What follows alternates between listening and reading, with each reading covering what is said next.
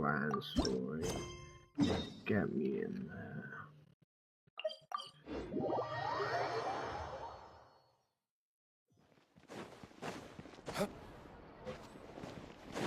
Huh? Do you also see Navia and Clorinde over there? They look like they might have run into some kind of trouble. Let's go check out what's going on. Hello, Navia and Clorinde. Still no dice? No dice. Not at all. And I've asked pretty much everyone in the court of Fontaine already. Lynette's ears drooped as soon as she heard that we'd have to be out and about for days on end. And Fremine, he hid himself under his helmet as soon as he realized there'd be people around that he didn't know. What about Chiori and Charlotte? I feel like both of them would be more than up to it. I've asked them already, but they're both pretty busy right now. I just gave the members of the Spina a few days off too, so I don't want to bother them either. This is getting pretty difficult. Navia, Clorinde, what's up? Oh my. Well, if it isn't my dear partners, how are you all doing? Huh. Navia? Yeah, of course you're gonna make me do stuff. This is our chance.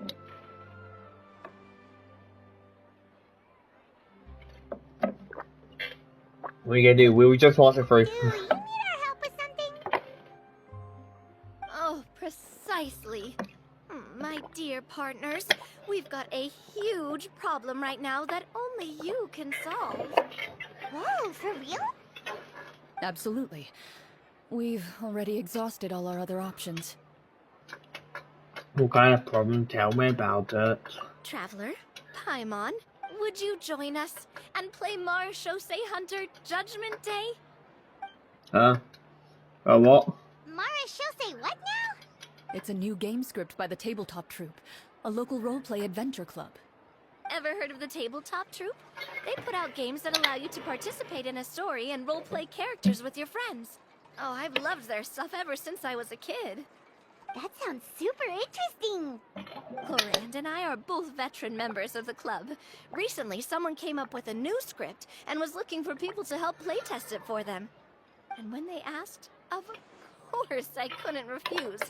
I mean, come on, a brand new script? Nobody has ever played it before. Generally speaking, scripts at that level of development have a lot of issues, but I think this one is pretty solid. The author obviously put a lot of work into the story, and the world building is also quite credible. Whoa. Are you gazing themselves? But some of us haven't read it yet. No spoilers, please. Anyway, the script calls for a team of 4. Yes. We're missing one final player right now. Right, that is a big problem. So, you're saying you'll help us out? I knew I could count on you, partner. Paimon and the Traveler are kind of a package deal. Is that okay? That's not a problem. I was like, if Travis does that, I'm gonna do it. And ensure that everyone has a good time. Well, Traveler, what do you think? Wanna play? Paimon will follow your lead. I always help a friend in need. Count me in for a great script. T-shirt. I think isn't that bad. I mean, you basically in person, I feel like everyone did some kind of like play. Well, that solves our problem. That's like my only play for real life.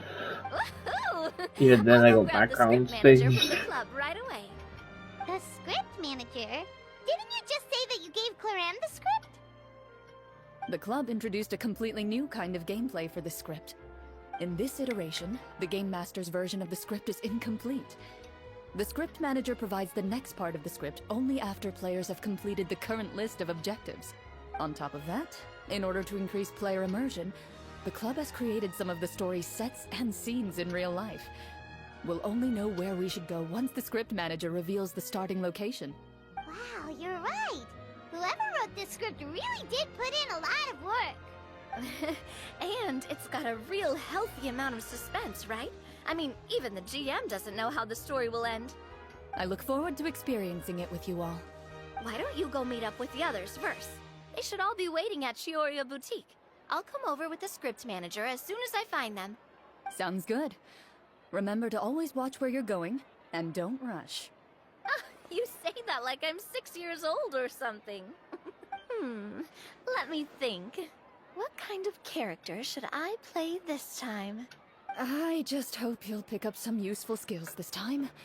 Oh, and stop trying to persuade every animal you come across. Silent Night.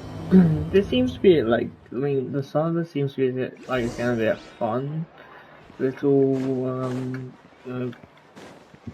story quest. Also, that's the weird clan doing this work. Frederick's clan service. Oh, Lily and Farina, was that? Yes, Farina. Sorry to keep you waiting. You're back! Huh? And you've got the Traveler and Paimon with you too! What a pleasant surprise.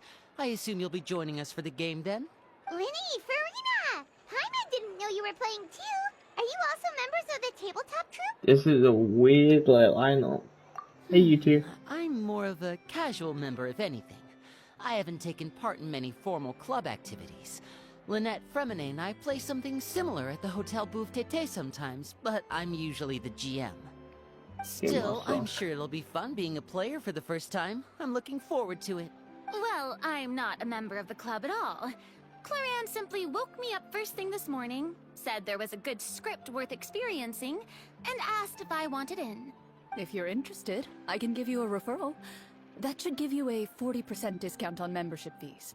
I think I'll wait to see how this experience plays out first, especially when it comes to the quality of the script. If it's sufficiently fun, then I'll join. Do you participate in a lot of tabletop troupe activities, Clorinde? You could say that. She's actually one of the few senior game masters of the troupe. Right. I knew about that even when she was still my subordinate. It's nothing. Really, just a small hobby of mine. Wow. Hyman's so used to seeing you be all upstanding and intimidating as the champion duelist. It's kind of hard to imagine you role-playing with a bunch of friends. Yeah, true that. So if we have a problem with the rules, we have to submit a duel request to you? Surely you jest. I would never intentionally make things difficult for my players. I maintain a clear boundary between my professional and personal lives. The me you see at court represents the law and order of Fontaine. I put all personal feelings to the side, and grant a fair duel to all who seek to defend their honor. But in my personal life, I'm just an ordinary person. Someone who feels anger and sadness, just like everyone else. Well, you say that, but for all the time I've known you, I don't think I've ever seen you cry. I've seen you get angry, sure, but now I'm wondering whether you were actually mad or if it just looked that way from the outside. I was probably in work mode during those times. Is that so? Well, in any case, I just feel like even in your personal life, you don't get emotional very often. So you want to see me cry? That might be a little difficult. A show of anger, though, that might be something I could accomplish. No, that's not what I meant.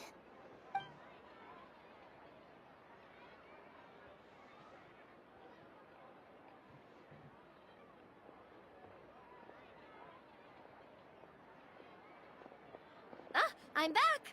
Here, allow me to introduce you to the script manager, Mr. Florian. Pleasure to meet you all. Hello. Wait, are you a champion duelist too, Mr. Florian? Oh, no. This is just the costume provided by the club. I occasionally play a few of the roles in my scripts. That sounds like a lot of work. It's nothing. It's the least we can do to give the players a more immersive experience. Anyway, allow me to give you a brief introduction of the script. This script was adapted from the real history of the Marechaussee Hunters. You all will play the role of hunters from a bygone era and resolve a series of events unfolding in the capital. Paimon's not super familiar with the history of the Marechaussee Hunters. Is that a problem? Oh, no problem at all. I can give you a brief rundown. So, basically, Marechaussee Hunters were people who dedicated themselves to hunting monsters and protecting the city by using a special swordsmanship technique passed down over generations. Their story can be traced back to the ancient Remurian dynasty, as well as the first hunter, Cassiodor. But I'll leave the finer details for you to seek out and discover later. Mm-hmm. And I'll provide additional commentary as the story progresses. In that case, brave hunters, are you ready to set out on an unknown adventure? Whoa, just one sentence and it's like we're in the story already! Aha, I see many a determined gaze before me. Very well, head over to this location and begin your heroic journey. So, as we follow the story, it leads us to specific scenes? Ooh, sounds pretty innovative. What does the message in the envelope say? It's the exact location of the scene, as well as the formal permission to use the venue. Huh, seems like they have everything prepared. Please check all your belongings, everyone, and make sure you haven't forgotten anything. Once you're ready, please follow me to the designated location. Sounds good! Hunter Squad, move out! This is a nice little thing. That's not how long will this niceness last, so.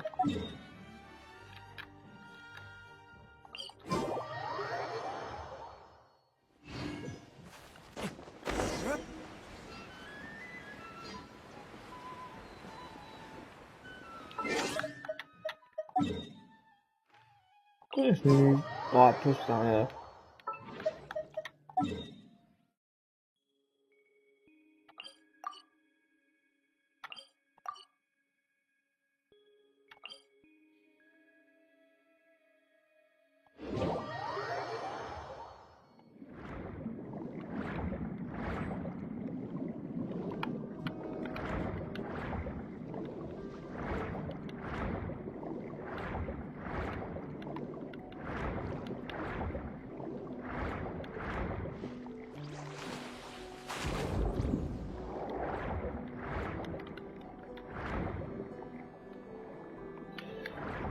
I might be streaming today till at least the Salmon Challenge match comes out, by the way. As if this video comes out, well, it should work it out. Because I might watch that live. Like, normally I tune in live at both times, then decide to, watch it later and whatnot, but yeah. But like, normally around last year, I think, that was probably the last came out during the time because of the thing.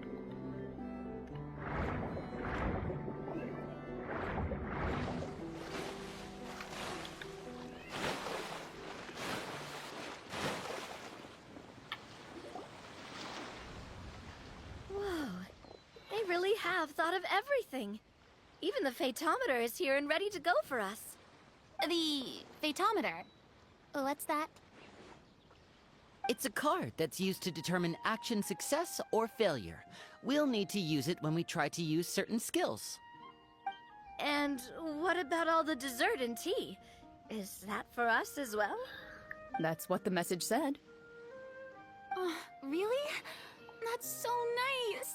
It feels just like a tea party with friends. Those snacks have Paimon's name written all over them! I think you might be more of a snack hunter than a Marachose hunter, Paimon.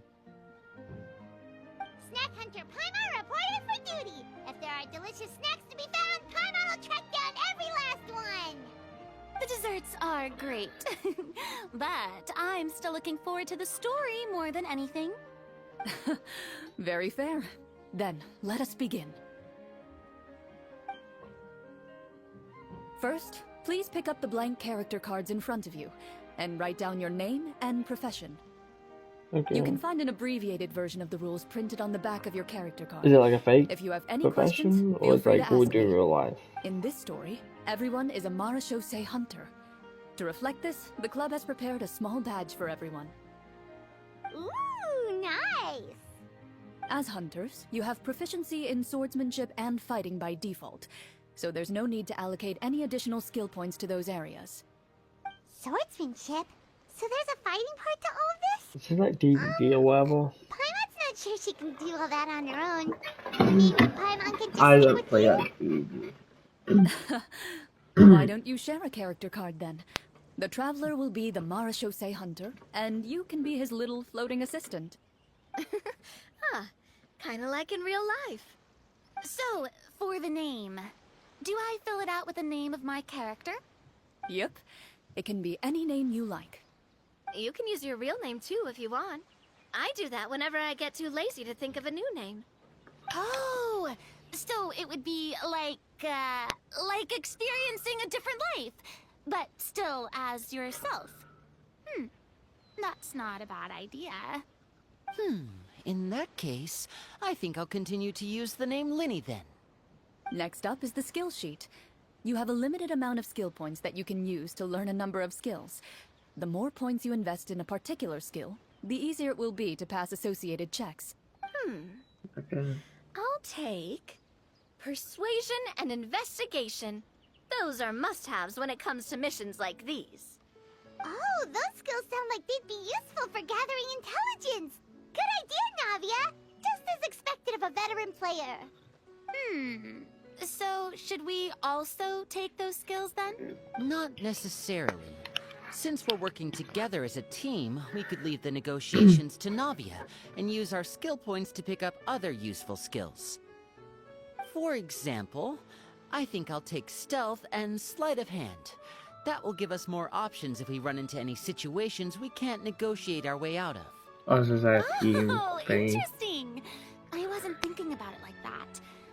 I suppose it's not so different from an acting troupe. Everyone has their own role to play. Let me see. I'll take arts and performance. I'm not quite sure what use they'll be, but I'm not as knowledgeable about the other skills, and I'm not too confident I'd be able to roleplay them well. Well, that leaves us. What do you want to learn, Traveler? Ooh. Insight. Oh, something that'll help you get a read on other people's thoughts. Sounds useful. Oh, we have to learn cooking. Haha! Gotta say, this suits you really well. Nothing boosts morale like good food. So what do you think? Are you sure you want to learn these 2 skills? I think that's all more. Sure, what do you want to learn? Learn Ooh, medicine. so you want to help people when they're injured. Learn Oh, insight. something that'll help you get a read. So what do you think? Are you sure you want to learn these That's 2? okay. So you have Let's see. a choice between the Oh, 2 there. looks like you each have enough points to But choose you one can leave final one skill. out. You've all picked such classic skills. It's fine to go a little bit out of the box, you know. Oh, maybe. Why do I get the feeling she's getting ready to cause trouble? For example, this one here. Summon. Doesn't it sound super mysterious and cool? Oh, I saw that one just now as well.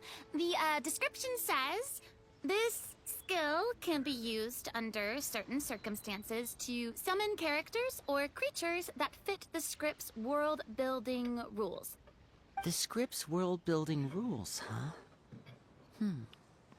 But how are we supposed to know what a Marashose hunter can summon? Oh, that's not for us to worry about, my friend. Just learn the skills that interest you, and the GM will take care of the rest. Alright, you've convinced Paimon. Let's learn Summon then. Paimon can't wait to see what kind of thing shows up. Clan's like, Well, now that everyone's more or less Alright, finished Clan's creating their the characters, game master, we right? can begin. Since 2 of our players are doing this for the first time, though, let me ask, would you like to play on easy mode or authentic mode? What's the difference between the 2? I want authentic. Well, in role-playing games, the story sometimes changes based on the decisions of the players and the results of the Fatometer. For example, if you fail a check, that means you cannot use the target skill in that scenario. A critical failure may even result in further negative consequences. If you choose to play in authentic mode, every time you elect to use a skill, you'll need to use the Fatometer to see whether you succeed or fail, and face any consequences that may follow. Do we get to choose, If you or is choose it? easy mode instead, every check will be successful by default, and you won't have to worry about luck playing a factor.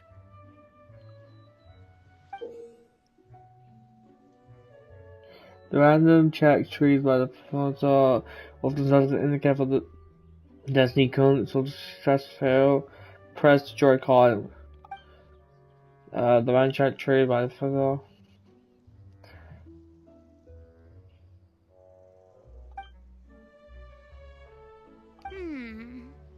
Given that I I'd like to focus on the story, I suppose I should pick easy mode.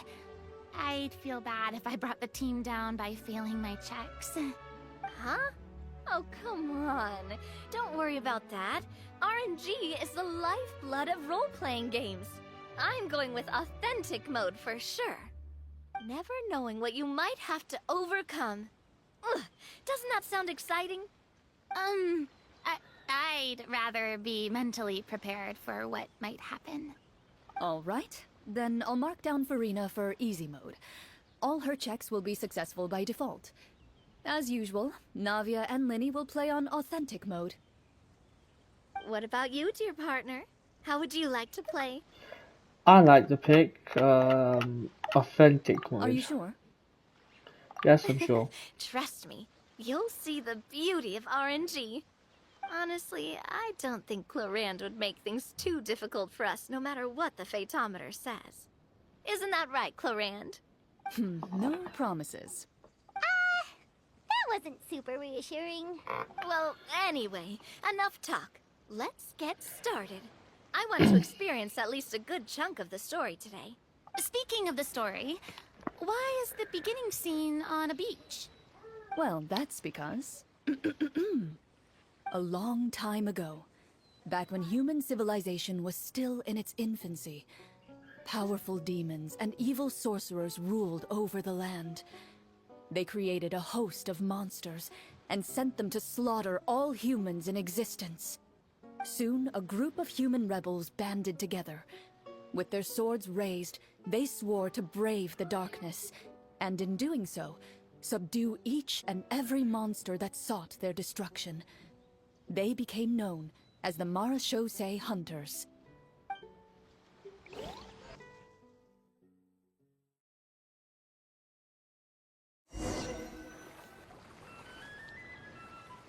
Oh, are we playing this one? Like, Sometime later, as a member of the Marachose Hunters, you receive a commission.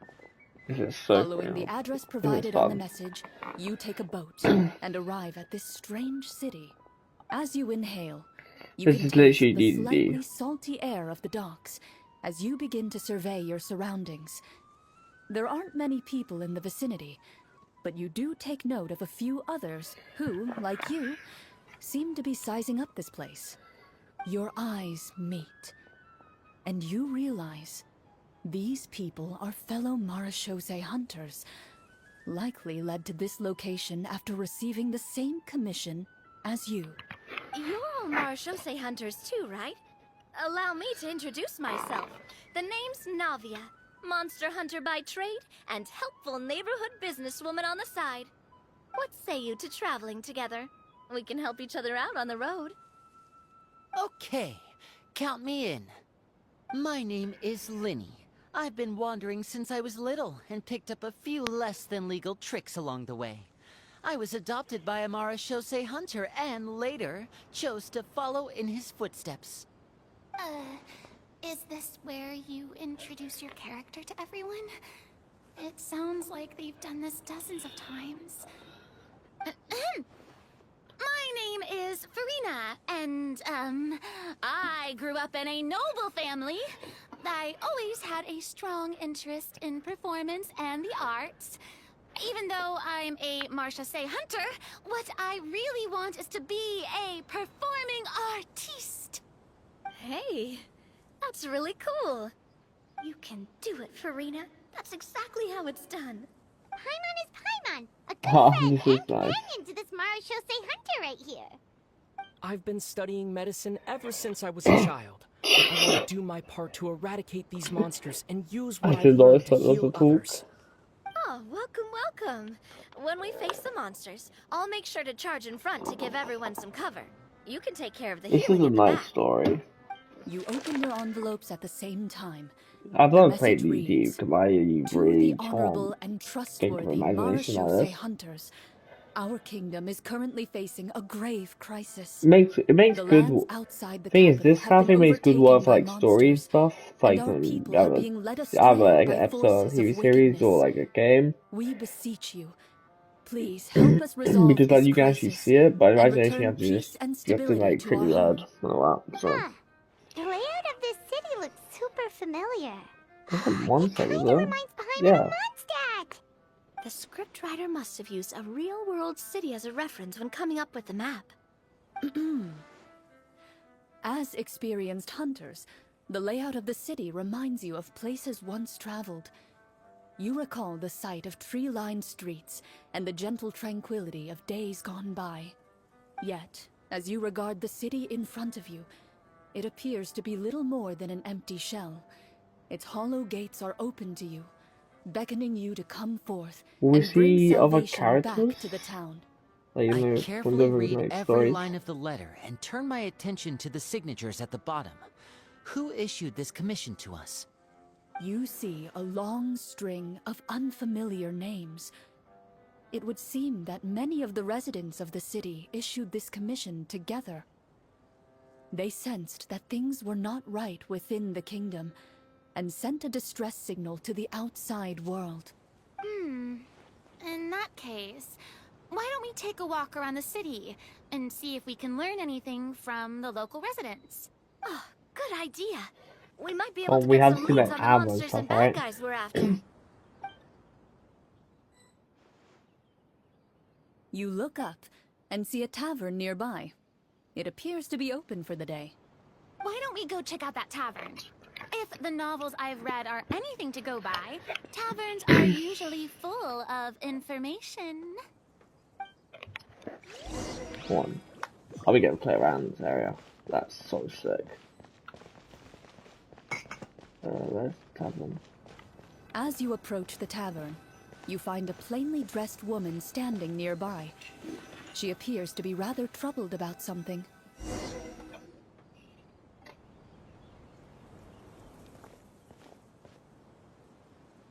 Greetings, friend. Lovely weather we're having today, Oh, don't you think? Clorinde's playing. Oh, hello. I suppose you're right. Played The by weather today Clorinde. is quite lovely. If only those monsters out there would stop causing trouble. It seems like every character included in the script has a certain amount of useful information to offer. If we keep asking questions, we might be able to get some good leads. Oh, come now. Don't be sad. Life is all about optimism. Oh, that reminds me. What did you have for breakfast this morning? Huh? I don't think that's the kind of question we're supposed to ask. Nothing turns a frown upside down like good food. How about some macarons? I could make you some. You didn't even take cooking as one of your skill proficiencies. That's not necessary, miss. Excuse me for saying this, but you don't really look like a chef. Besides, I'm not really a fan of sweets. So you're someone who barely smiles and doesn't like sweets. You're really starting to remind me of this one friend of mine. Hey! Did she just... me?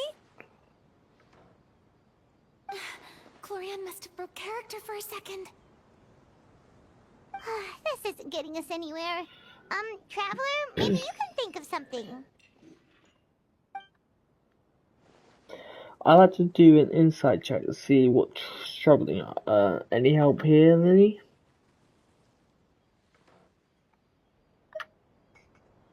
The results of insight checks aren't disclosed to the players, so I'll be the one consulting the fatometer. Okay. Check complete. Confirm. You recall all the lessons you've learned in your time and begin to carefully observe the woman's mannerisms. You notice that when she's quiet, she has an empty look in her eyes, as if her thoughts have drifted to a place far, far away.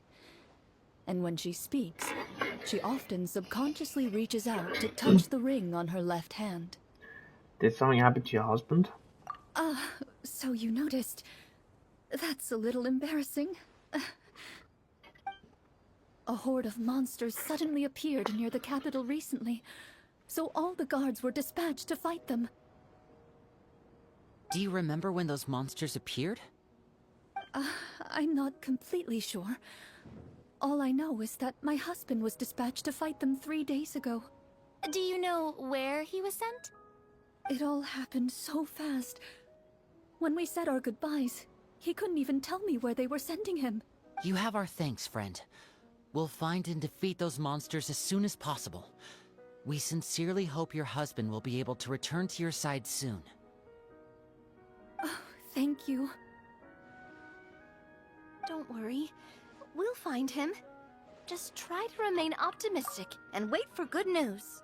We don't always get to choose what happens to us. But we do get to Well, choose just having the months little that we things get to like actually what see we eat and how we other like respond to characters the who'd things life actually throws our way.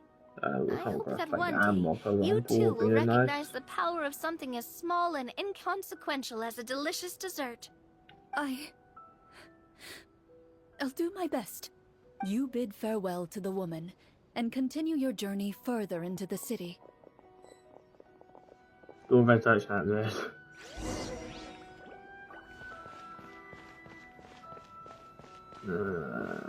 They changed a decent bit, to be fair. I think. As you venture further into the city, the streets appear largely empty. An elderly woman walks past. You see her shake her head as she puts away her wrinkled wallet. A nearby merchant folds his arms and gives you a disdainful look. You get the impression that he's someone who has long gotten used to the sight before him. Otherwise, back behind me.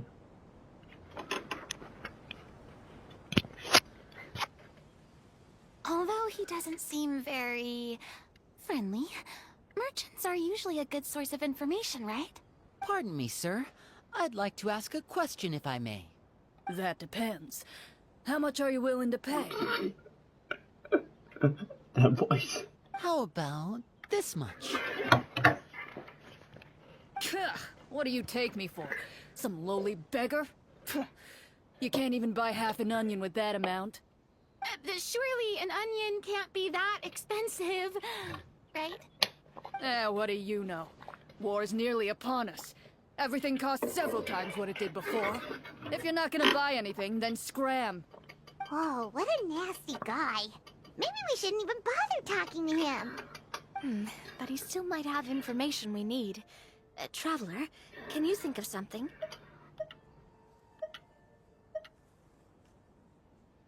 Then you're up. Okay, while everyone is talking, I secretly use my magic props to summon a bottle of wine without the merchant noticing.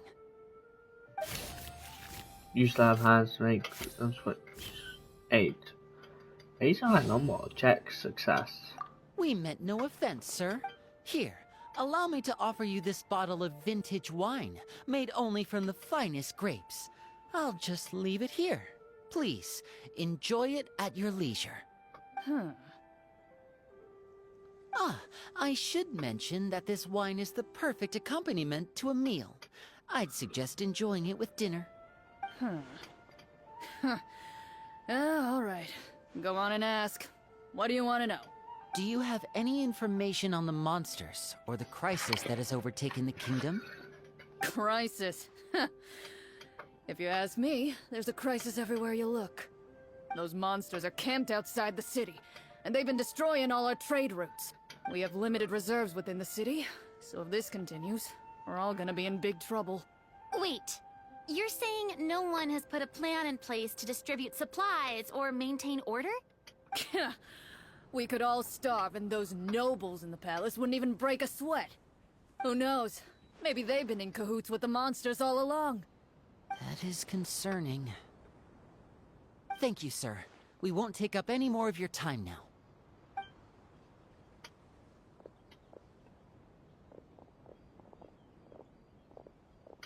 Hey, why did you leave in such a hurry? Well, you see, that bottle of wine was just a cardboard prop. Should we try to go somewhere with more people? Oh, how about the city square? Follow me. Before the you big lies the statue's city's gone. central square. You see a man Not with here, a but slightly the anxious look on his wolf of face, the wolf pacing hunters. back and forth, Oh, his you're head good hanging hunter. low. He doesn't seem to notice your approach. Still immersed in his own thoughts, he shakes his head and lets out a long sigh. This guy seems promising enough. Maybe I can get some information out of him. Hello, sir. Is there anything I can do to help you? Wait, you're... I'm... Oh, dear goodness! You're a Marashose hunter! You recognize us? Ah, are you one of the people who wrote the commission letter? Yes, yes! Oh, I didn't expect you to actually come! Oh, what great news! The city is saved! What happened here? Alas, we once lived comfortable, carefree lives. This city used to be free of monsters. The first Marashose hunter, Casiodor, the Golden Hunter, he was the one who drove them back. However, monsters have once again surrounded the city. Perhaps the seal that kept them at bay has lost its power. Or perhaps an evil sorcerer has been meddling in our affairs. All I know for sure is that their return has stripped this city of any chance at peace. Are there not enough soldiers to drive them out? It's not a question of numbers. The guards simply have no idea how to deal with them. Most people my age have never even seen one of the monsters, much less been trained to fight against them. What's worse, many of us don't even know the history of the Marashose hunters anymore. When I was a child, though, my grandfather would tell me stories about how the Marashose hunters drove back the monsters. So, on the off chance that something might come of it, I decided to reach out to you. To be perfectly honest, I was starting to think all those stories were just tall tales. But now that I've seen you in person, I finally know that it was true! Well, you can rest easy, friend. The righteous and formidable Marashose hunters are on the case. The man is touched by your determination and resolve. His eyes begin to well with tears of relief. Still, if we are going to hunt the monsters, we need to know where to find them. Can you give us any leads? All I know is that the area outside the city is dangerous. I'm afraid I can't point you toward a specific location. Oh, although, if you leave the capital through the main gate and follow the road, you should run into a group of guards. They might know more about where to find the monsters. I see. We'll go look for them then. Yeah. Alright, be careful. I wonder if it's just and one star one or we last thing. gotta have different cities. The monsters outside the city are just part of the problem. There are evil sorcerers inside the city as well, so be on your guard. They're actively working with the monsters, and have corrupted the court ministers with malicious magic. They're the reason why, even inside the city, everything has been a giant mess. Even one of our kindest ministers has turned into a boorish and unreasonable figure, interested in nothing but enacting laws that exploit the people. Who knows how much longer we'll be able to go on like this. Talk about being stuck between a rock and a hard place. I feel bad for him. Maybe we should try to cheer him up? I don't have very good singing a song. I think Freya's singing a song. I don't even have any cooking skills, so I wouldn't work realistically. Freya go singing a song. Like, now? Is this really the right time? I appreciate your kindness, but for now, it's more important to focus on the crisis at hand.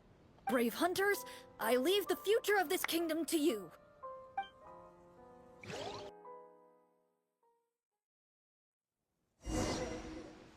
If I understood correctly, there are currently 2 problems in the kingdom that need solving, right? Exactly. We need to defeat the monsters outside the city and take down the evil sorcerer stirring up trouble from within. But which problem should we tackle first? Well, this seems like a good moment for a break. Take some time and discuss what you want to do. Let me know when you've made your decision. I really didn't expect the people in the city to keep us at arm's length like that. I totally thought the hunters would be treated like heroes.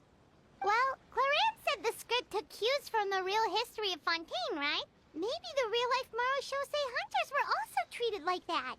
I wouldn't say it's a perfect representation of history, but there are definitely some similarities. Would you like to hear more about it? Yeah, sure. Sure. As long as it doesn't spoil anything in the script. You've brought up bits and pieces of the hunter's history before, but it was all in passing. Paimon wants to know too! The hunters were super powerful, right? Were they all from a special line of supernatural beings or something? Kind of like the yokai in Inazuma? No. All Marashose hunters were ordinary mortal fighters. The only thing that set them apart were the special sword techniques passed down over the centuries. Huh? So you mean anyone could become a Marashose hunter? In theory, yes. All you would need to do is survive the rigorous training and master the swordsmanship techniques required to fight the monsters. Still, most people dropped out at the early stages, and others called it quits the minute they saw a monster in person. To become a hunter, you must be strong in both body and mind. What kind of monsters did the hunters fight exactly? Oh, and the evil sorcerer the script mentions. Did they exist in real life too? The land of Fontaine once played host to an ancient dynasty known as Remuria. After that dynasty fell, monsters began to appear, intent on obstructing humans from establishing a new social order. One of the ancient sorcerers of Remuria used his power to assemble a formidable army of golems. He sought to use that force to establish himself as king. Now wait a second. Don't tell me that guy was the inspiration for the evil sorcerer in the script. We still haven't found any in-game information on him yet. So, why don't you talk about someone else for now? Well, I wasn't planning on going into anything you might be able to find out in the game. But if you want me to talk about something else, then... How about Casiodor, the Golden Hunter? Or Egeria, the ex-Hydro Archon? Wait, but those people are all from a super long time ago. Where did you learn all this, Clorinda? From my master. Huh. By master, you mean Miss Petronia? Someone you know? Absolutely. Miss Petronia and my father were good friends. Back in the day, she would often bring Clorinda over to play, but then... Let's not get off topic. Anyway, back to what I was saying. Responding to Egeria's call, a number of warriors followed Casiodor into battle against the monsters. This group of warriors, under Casiodor's leadership, became known as the Marashose Hunters. Yet, as Fontaine entered an era of peace, their work gradually became obsolete. The Marashose Phantom, originally an association made up of hunters, eventually came to be predominantly comprised of Melusines. Ah, I see. That explains why most of the people in the script have forgotten the hunters or think of them as nothing more than a legend. Is that really a bad thing, though? It can get tough always being the one shouldering everyone's expectations. Depends on who you ask, I suppose. If the name of the organization no longer commands respect, investigative work is bound to suffer. Speaking of investigations, which problem should we tackle first? Monsters or evil sorcerer? I vote monsters. That's the main duty of the hunters, right? We can come back to the sorcerer later. Well said, Miss Farina. Plus, if the sorcerers really are the masterminds behind this whole thing, defeating the monsters could give us some clues on their intentions as well. What about you, partner? What do you think? I also want social supremacy is pretty important. I mean, you're not wrong. But those characters are usually the ones pulling the strings behind the scenes. More often than not, they're very formidable opponents. Going after them now might be jumping the gun a little bit. We don't want a total party kill on the first day, right? With Clorinda as the GM, I wouldn't rule out the possibility. You persuade me, Navia. Then it's settled. Let's go hunt some monsters. All right. Believe. After some discussion, you decide to turn around and head out of the city. I believe if you pick something else, you just want to show you want to hear that dialogue. So that's three that picked sorcerer. Okay. This is a nice one.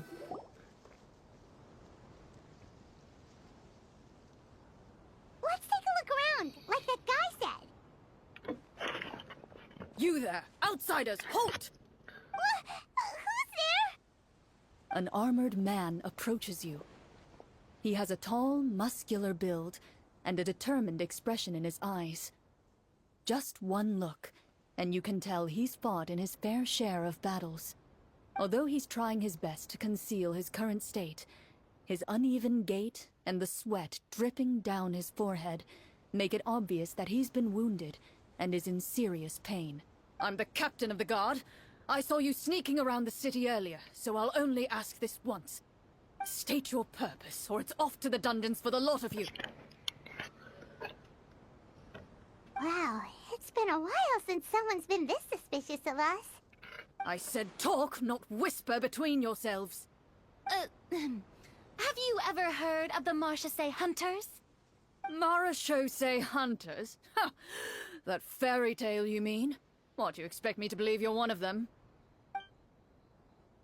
I like to do a medical check to see if I can help him with countering, you know, I like to do an inside check to see what he's thinking. 8.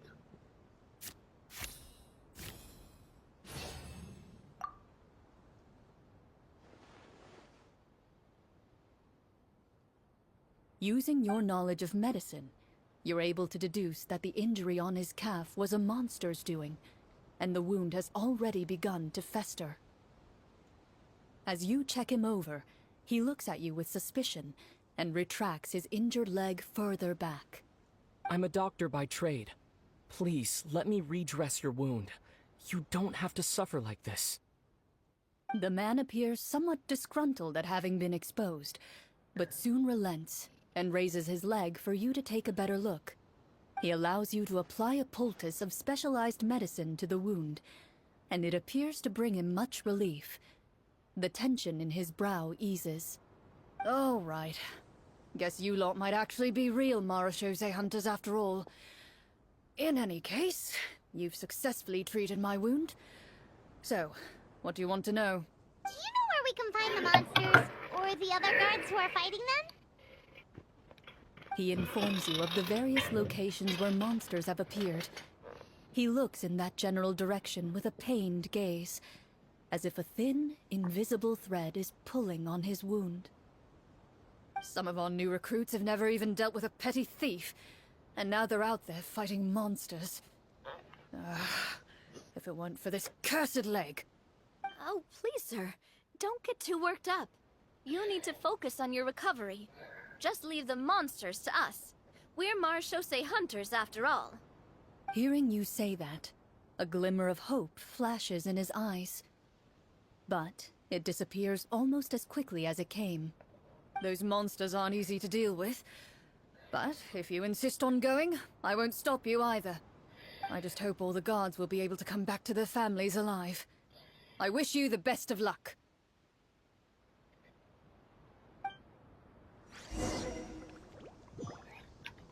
Based on what the captain said, the monsters should be right up ahead.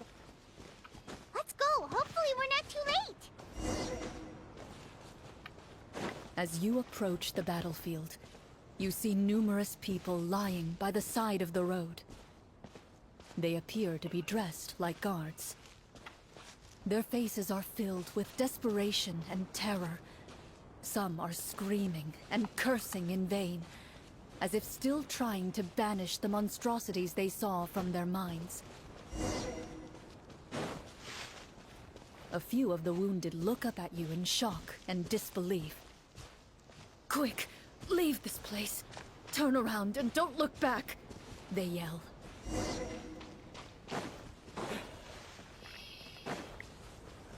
I want to see It what doesn't seem like there's any information to be gained from the area up ahead. You conclude that this area is best left unexplored at this time. Yeah, probably just come on to this time.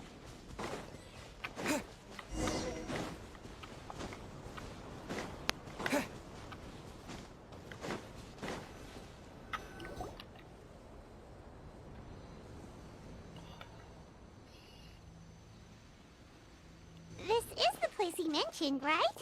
You see broken iron swords scattered all around you, and downed trees riddled with terrifying claw marks.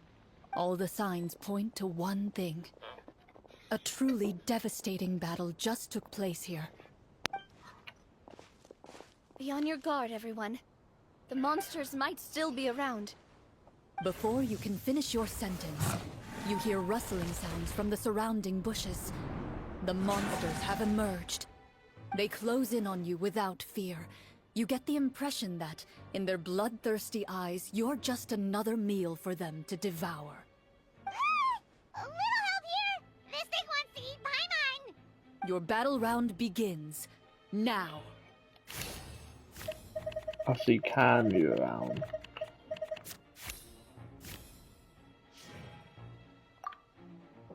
Oh crap. Oh, we get to use all the characters.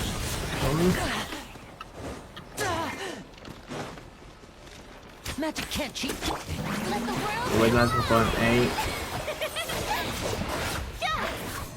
The next battle round begins now.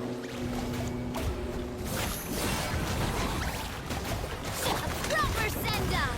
Some umbrella warfare, I guess! The monsters let out a terrifying roar of anger and resentment before dissipating into thin air. Oh, thank goodness it's over. We're lucky the Marashose Hunter class came with all those preset skill points. Otherwise, we would have been in some real trouble. I never knew the phytometer even determines the amount of damage you inflict. If you get unlucky, isn't it just game over right then and there? That's part of the fun. The uncertainty of fate is what gives these games their appeal. Just as you begin to celebrate your victory, a suspicious lump on the ground catches your attention. Fuck it. A suspicious lump. Wait, could it be the thing that appears after every battle? I walk up to it, crouch down, and begin to carefully examine it. I've still got my right glove on, so it should be fine for me to touch it, right? As you investigate the mound, you discover that the exposed portion appears to be made of wood. It was previously obscured by the large form of the monsters. With the monsters gone, the small protrusion now awaits your discovery, poking out of the ground like a shy flower bud. Whoa, it's a treasure chest! Let's dig it up.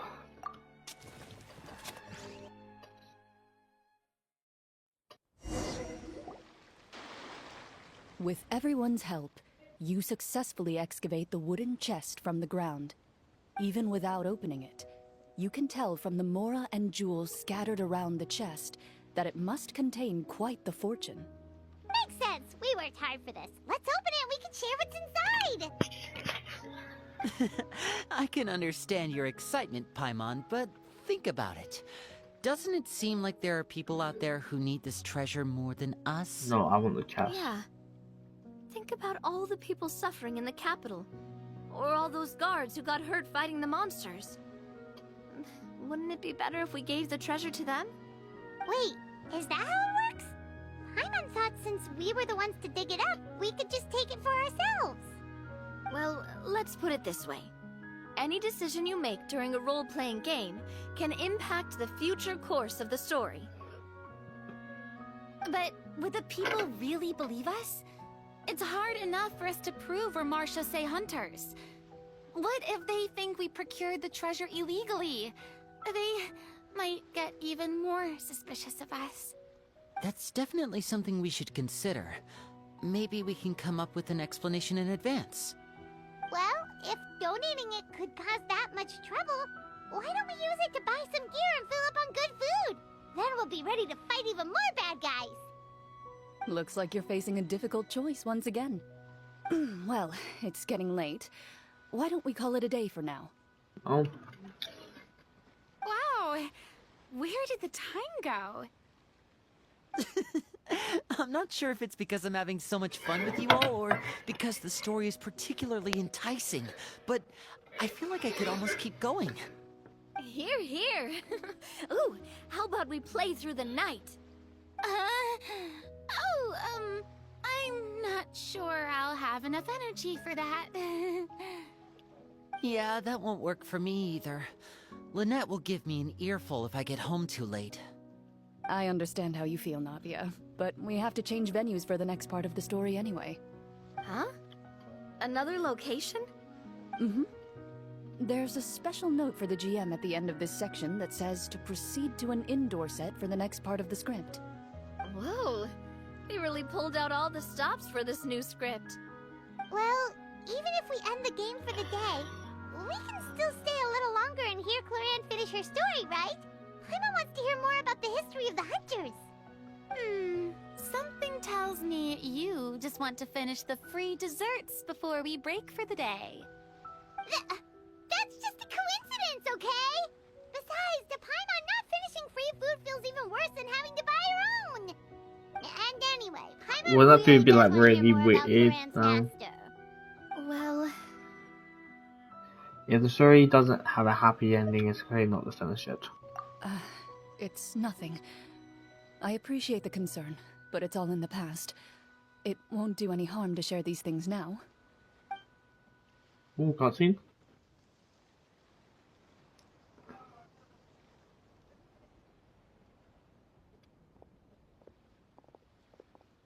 My earliest memories are of living with Master. According to her, she saved me from certain people of ill repute. My birth parents had left me behind some time before that.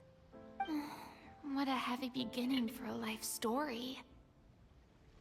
Master was a fascinating individual, if inexperienced in the ways of raising children.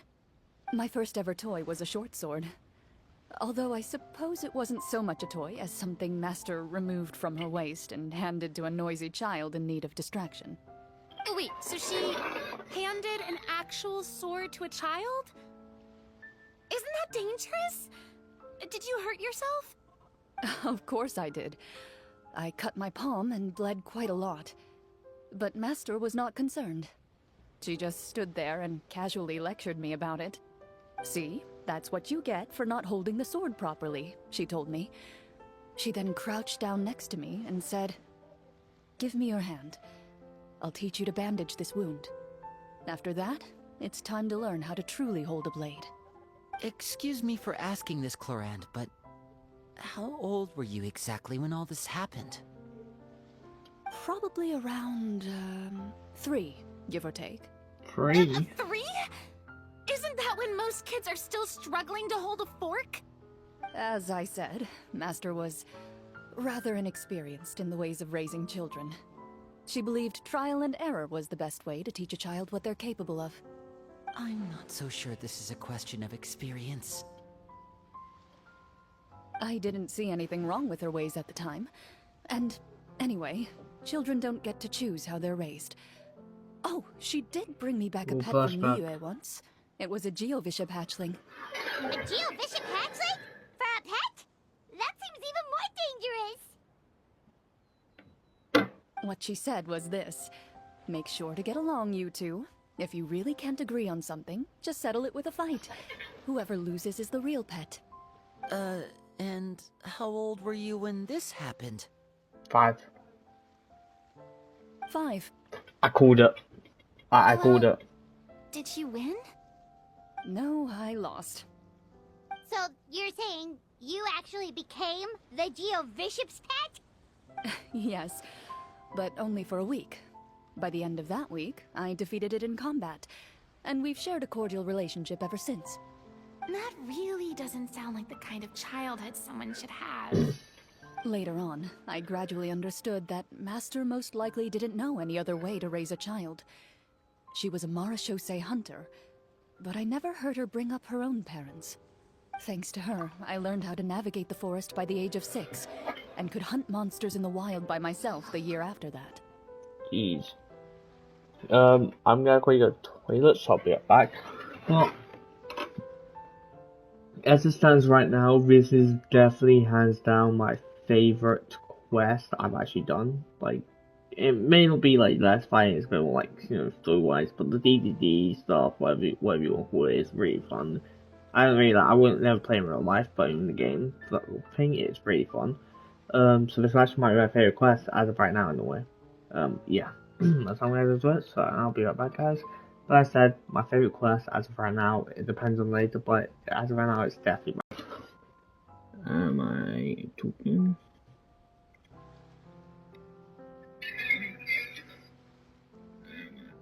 Yeah, so I've always changed just to be sure I don't want to say a call and just be right muted. Even though the training she subjected me to was strict, she always made sure to take me traveling when she had the time. We met many of her friends during those days. That was also how I met Mr. Callis and his family. Oh, nice. Law, I I guess. still remember the first time we met. You were too scared to join our picnic and hid behind Ms. Petronia the whole time.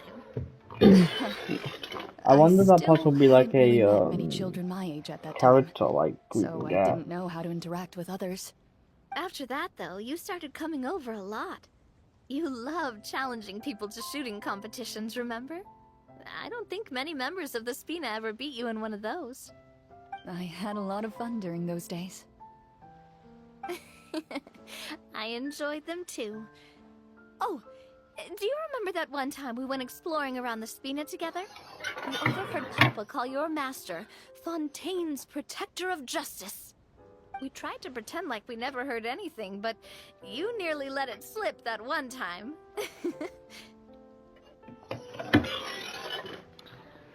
Protector of Justice.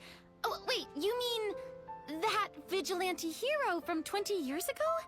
The one who is always active at night? Yep, that would be her. She often would put on a black cloak and go out at night. I never knew where she went or what she was doing. Until, like Navia said, we overheard the truth from Mr. Callis that night. 20 years ago, huh? I still remember the guards leaving all kinds of witness reports about her on Nervalette's desk. My apologies. Oh, there's no need to apologize. You had nothing to do with it. And anyway, everything she did was for a good cause. Although, calling herself the Protector of Order was a bit much. Especially when she deliberately operated outside the law. Huh? When did the Protector of Justice become the Protector of Order? Oh, she had a bunch of code names. I heard she would just come up with a name on the spot whenever she was asked. Later on, she probably got sick of answering those questions and decided to stick to just two. The Protector of Justice and the Protector of Order. That sounds like her, all right. I bet she forgot which of the two she'd used by the time she got back each night. Well, she certainly sounds like a fascinating individual. With her strong sense of justice, it's no surprise her student followed in her footsteps. I mean, realistically, if there is a vigilante that's actually doing the place's work, and the people like them more, it says something about the place's like whatever sort of thing, or whatever the laws sees are. Like you may be going technically outside the law because you're not wearing a badge, or you're saying, but at the end of the day you're getting assaults and you actually save people's lives. So if there's a vigilante, you're doing something wrong. It's true. I always wanted to become like her. Someone powerful, independent, and with a strong sense of conviction. But...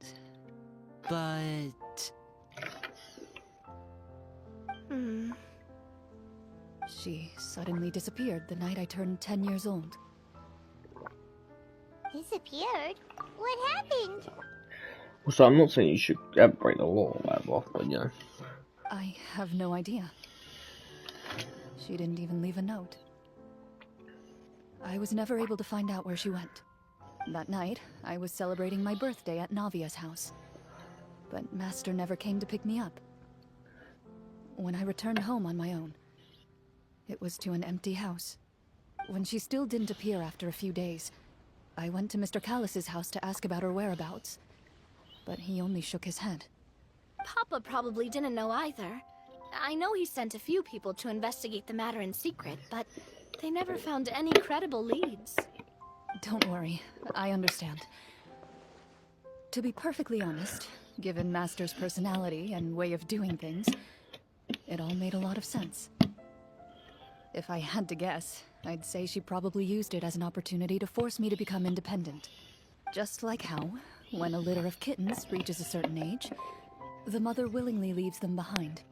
Were you upset, Clorinde?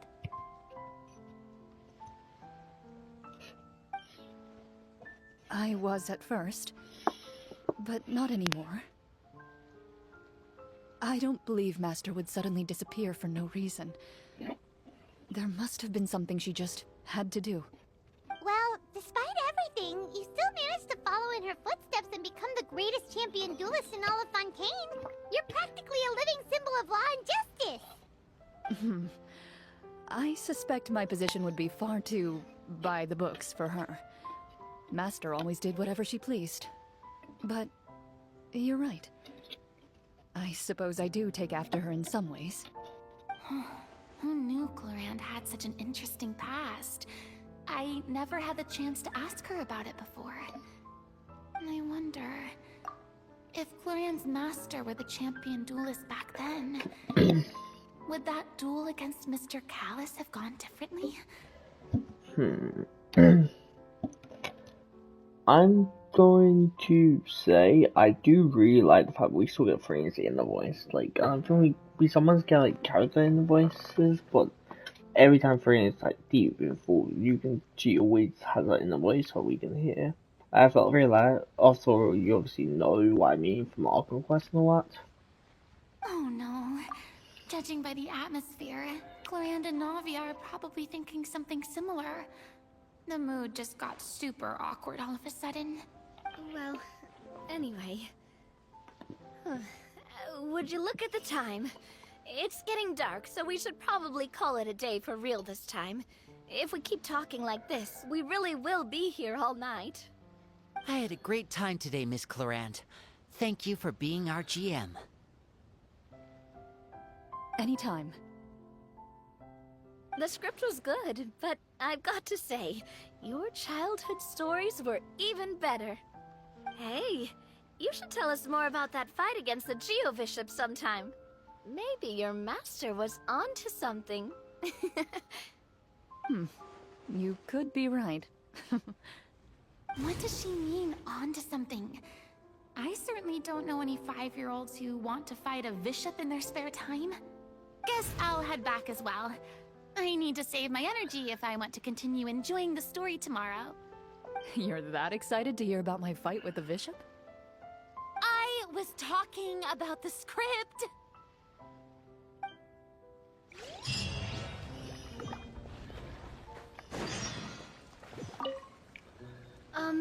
Just between the two of us, could you tell me what it was like to be the Geo-Bishop's pet? It was nothing special, really. Geo-Bishops don't understand the concept of a pet. So, basically, it just headbutted me whenever I entered its territory. And that hurt? Yeah, it hurt. What, something you want to experience for yourself? Oh, I'm good. Thanks. Crap. Sorry.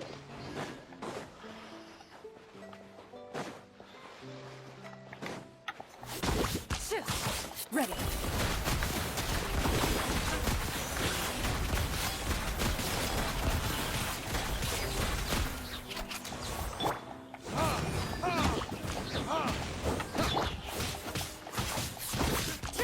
I still don't be sure about anything, so I'm gonna do nothing sick. Enjoy next week.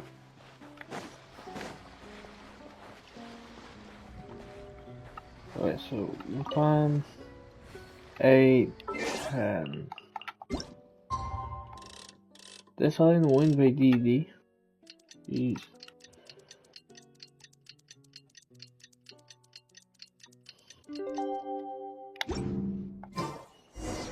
Let's go meet up with the group.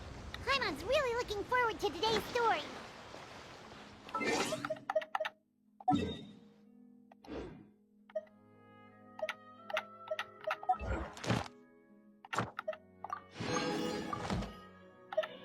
I'm gonna save up to 10 wishes so I can get the Joey.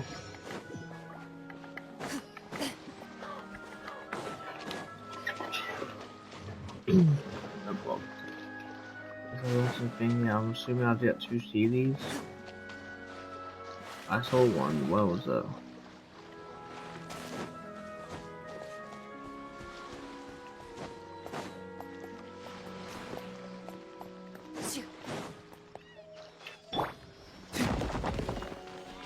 See you later. Ready.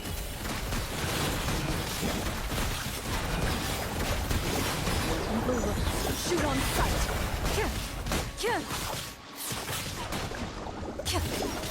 Fucked up.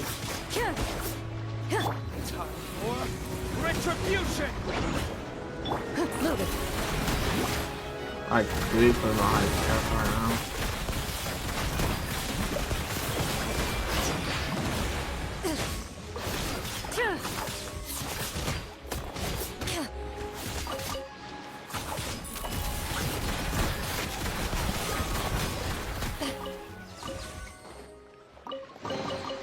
First to find gets to stake their claim. Seems fair.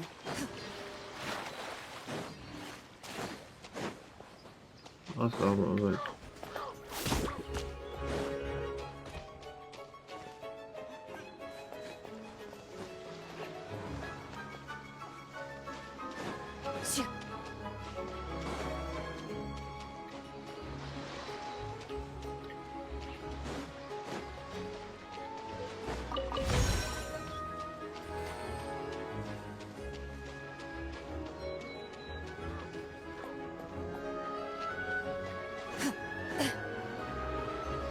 I'm just looking for one series.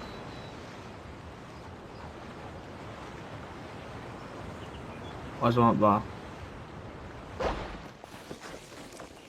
Oh, I don't know why it's so very high. I'm assuming not the way you can get the seed down for that, so that's. Unless the seeds will start, unless the seeds are. That's the seeds I've got them.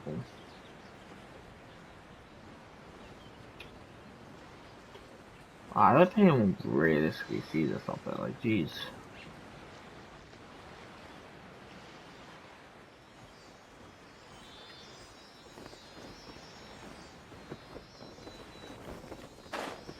I'll get straight in the school.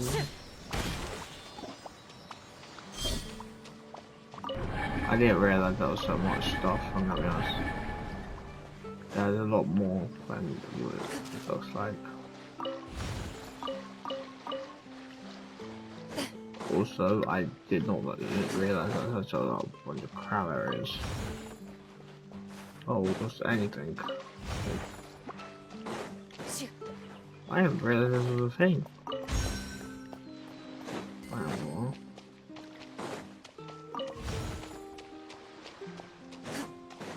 The pot's already useless. Okay, I'm just gonna go. That was kind of fun.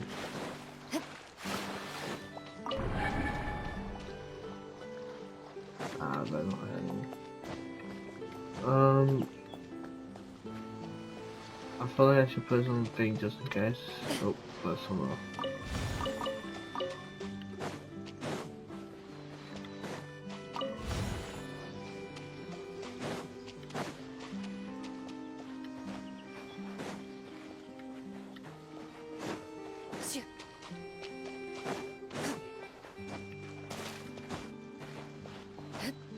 Oh man, you get no smuggler there.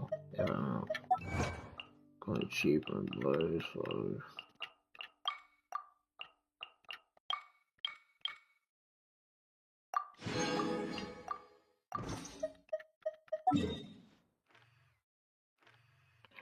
Oh my, you tell me I traveled all the way over here.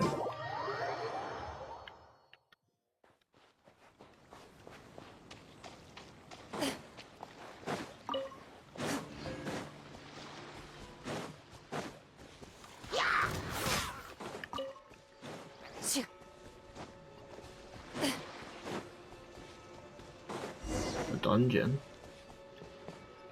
Inside.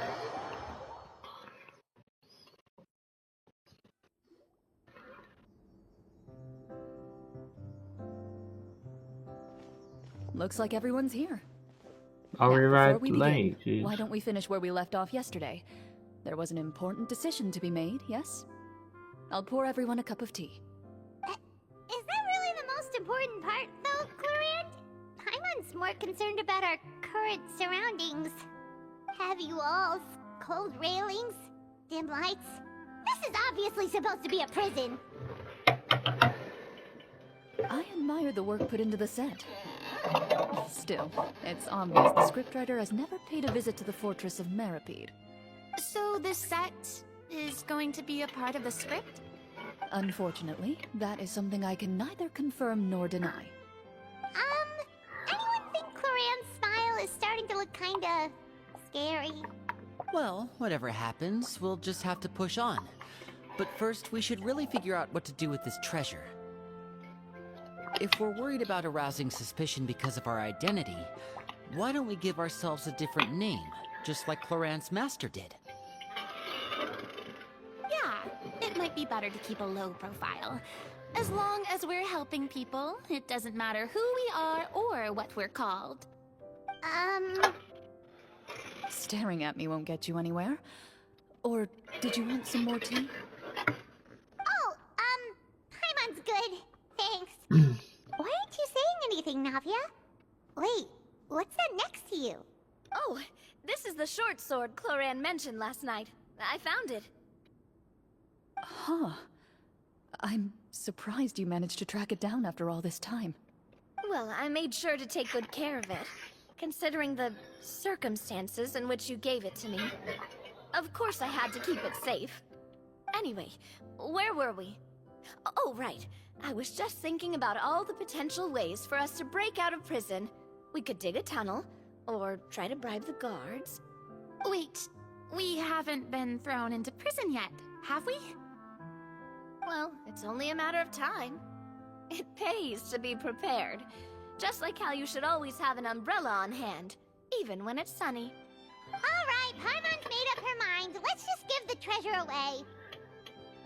Paimon may have wanted to keep it, but if it's going to land us in prison somehow, Paimon will be too upset to enjoy her snacks. Paimon's developing as a character. So, you've reached an agreement? Alright then, we can continue with the story. Oh, and we'll collect all the scattered pieces of treasure on the ground as well. Alright.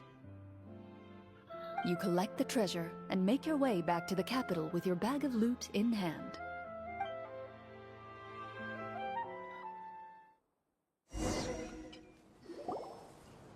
The city is still shrouded in a gloomy, oppressive atmosphere, but your spirits are surprisingly high. In places where sunlight struggles to reach, you generously share your wealth with the children, the elderly, and the poor in urgent need of help. Thank you, kind soul. The elderly woman's look of gratitude follows you as you walk away, her eyes never leaving your back until you move entirely out of sight. However, there's still quite a bit of Mora remaining. It appears you haven't made much progress. She's probably trying to tell us to speed this up. We need to hurry up so we can address the sorcerer problem. Should we go find that man again at the square? He seemed like a pretty responsible guy. I'm sure he knows the people here far better than us. Oh, good idea! Just as you start to make way to the square, intent on finding the man again, there's a voice.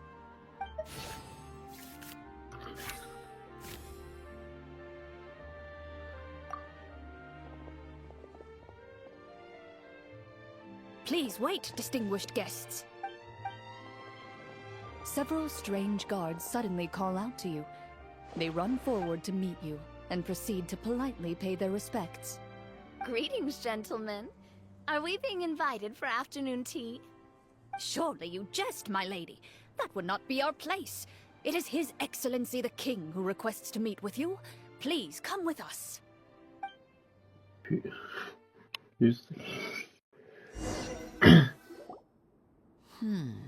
Do you think this could be a trap? Well, we have to investigate the court at some point, right? Meeting the king himself would be a fantastic opportunity to do that. I say we go for That'd be it. so funny If to something hear that. happens, we'll just turn the whole place upside down. That sounds a little intense. After a quick discussion, You nod to the guards Because that's and some agree to follow. Clorinde'S too, so. They lead you all the way to the audience hall of the palace. Gilded tables line both sides of the hall. The space itself is adorned with all manner of expensive antiques, glass shelves, and silver candlesticks. The items appear quite ordinary in size and dimension, yet their presence somehow makes the emptiness of the hall feel even more surreal and ominous. Wow, it's so luxurious! The elderly king, clad in a magnificent robe, sits upon the deep crimson throne before you. He wears above his head a majestic crown, with a gemstone the size of a bird's egg set right at the very front. As you observe it, you see a complex pattern of light reflect off its surface. They're here, Your Majesty. A man dressed in dark clothes, likely a minister, shields his mouth with his hands and bends down to whisper a few words to the king. After a moment, he lowers his hands and stands back up. He's Susra. His gaze shifts to fixate on your group, but he does not move from his place at the king's side. The king does not appear entirely aware of his surroundings. The man by his side, though. We should keep a close eye on him. The king remains still and says nothing. The minister is the one who speaks. Esteemed guests, allow me to thank you for coming to our faraway kingdom. Unfortunately, His Majesty the King finds himself quite exhausted from work. So please allow me, his Prime Minister, to welcome you in his stead. I've heard tell that your group, the Marechaussee Hunters, used your exceptional ability with the sword to repel the monsters near the capital. Such a great deed deserves to be rewarded. However, seeing that I was not fortunate enough to observe such a feat with my own eyes, you'll forgive me for seeking to verify the truth by speaking to you myself. Well, we've got nothing to hide. You brought us here to talk, right? So we'll just explain what happened.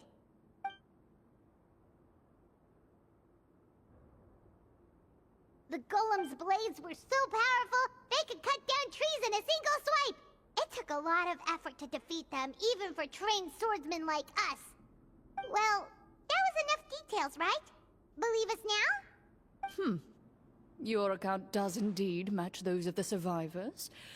Since you were the ones who defeated the monsters, that must mean you are also in possession of the treasure they stole? Well, we did take the treasure, but... How did he know about the treasure? Then I must ask that you return it at once. It belongs to the kingdom. Wait, but didn't you just say that our great deed deserved a reward? Shouldn't the treasure be considered a part of that? Yes, that was indeed what I said. But you seem to have forgotten a very important distinction. Only that which is freely given by the king can be considered a reward.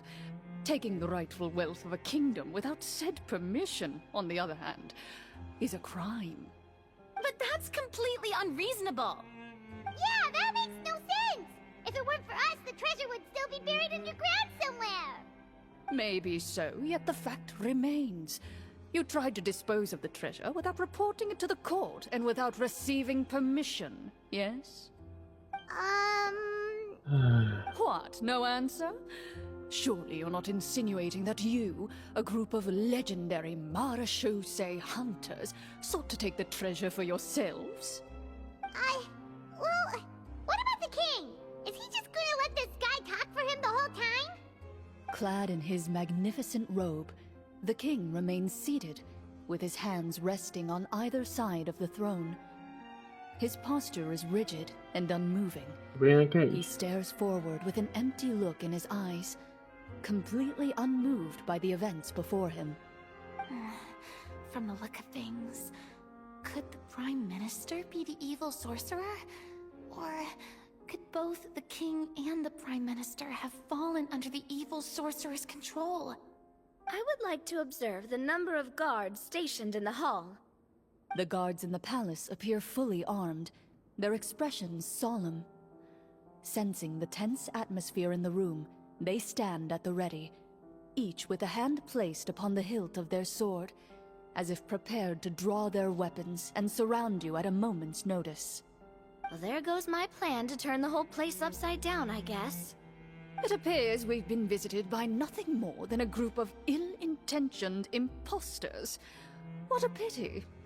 Guards, take them away and throw them in the dungeons.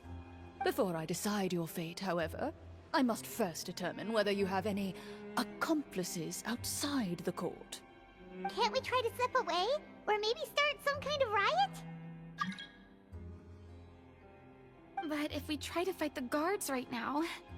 Don't worry. At least we figured out who's behind all this. Let's just play it by ear. If you're scared, Paimon, just hold my hand. You can have my hand too, Paimon. Aw, thanks, you guys. You allow yourself to be led away by guards surrounding you on both sides. It's only when you begin to feel drops of water falling from the dungeon ceiling and smell the stench of death and decay all around you that you finally realize you've stepped into a completely different world. Stay here, and don't try anything funny. The guards lock the cell door and leave without looking back. Wait, sir! Your voice echoes through the dark hall, but the only response you receive is the sound of water dripping from the ceiling. No! What should we do now? Carve out a new path of fate with our own two hands, of course. I draw my weapon. You reach toward your waist, but find nothing there. You now recall that your weapons were confiscated before the guards locked you in the cell. The bag of treasure along with them. What about that knife I hid in my boot? When did you hide it in there? When I was thinking about digging a tunnel. Rejected. You failed to inform the GM of this course of action. Moreover, the guards would have conducted a thorough search before throwing you in prison. And the keys to the cell aren't anywhere to be seen? Correct. You don't even feel a lock hole on the cell door. Oh, well, there goes all our plans. Indeed. Huh? Why are you the one saying indeed? Because that statement holds true for me as well. This is where the script ends. What? But that's a terrible ending! Generally speaking, this should be the point where the scriptwriter gives the players some kind of hint, or gives the GM some kind of code for how to move forward. I mean, maybe they just really wanted us to be immersed in the feeling of being in prison? Like, they'll only show us the way out once we've grown truly and utterly desperate? That is a possibility. If only there were desserts and tea in real prison. Oh, wait, guess it's kind of how the Fortress of Meripede works if you're lucky. Oh, before I forget, Navia, the short sword you had with you earlier. I took a closer look, and the craftsmanship doesn't appear to resemble anything from this era. If I remember correctly, that style was last in vogue several hundred years ago. Wait, Clorinda said that sword used to belong to her master, right? Does that mean her master has been alive that long? I doubt it. The way she went about things often made her seem childish more than anything. I'd say the sword was most likely an heirloom passed down over time. Hang on. A precious heirloom passed down to you by your master. And you gave it to me just like that? You weren't worried I might lose it? Master left many things to me when she disappeared. There was the sword, an old key, and a good amount of junk she probably just didn't want to take with her. I gave you the sword back then, because I didn't want our friendship to end. Wait, when did this happen exactly? After the duel. Between Mr. Callis and myself. Before that, Clorinde would have meals with us and even stay over at the Spina some days. She was on great terms with Papa as well. After the duel, though, there was a period of time where we simply didn't know how to face each other. She entrusted this sword to me, and never came back. We were both sad and conflicted. And totally overthinking everything as a result. Whenever I looked at this sword, I couldn't help but wonder if Miss Petronia had never introduced us to each other at that picnic. Maybe part of the sadness I was feeling could have been avoided. Back then, it felt like I hadn't just lost a father, but a close friend as well. No one can change the past. The most important thing is that you two found your way back to each other and can enjoy things like this together. Yep, you're right. I'm sorry, you two. I didn't mean to bring up any sad memories. Think nothing of it. No one here is at fault.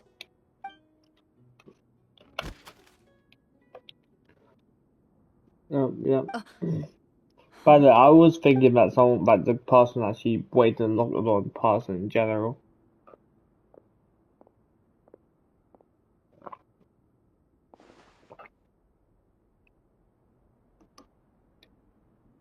Oh, looks like the next part of our script is here. Never mind.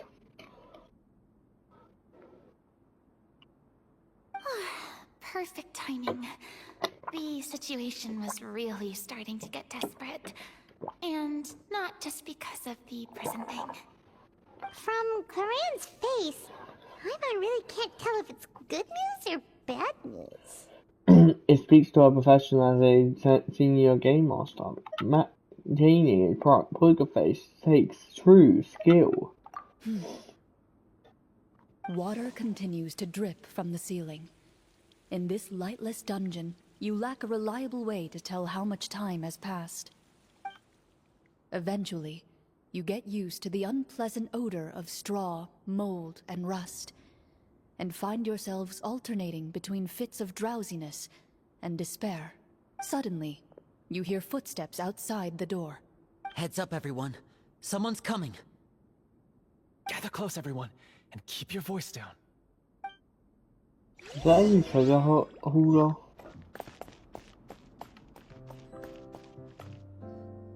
Who are you?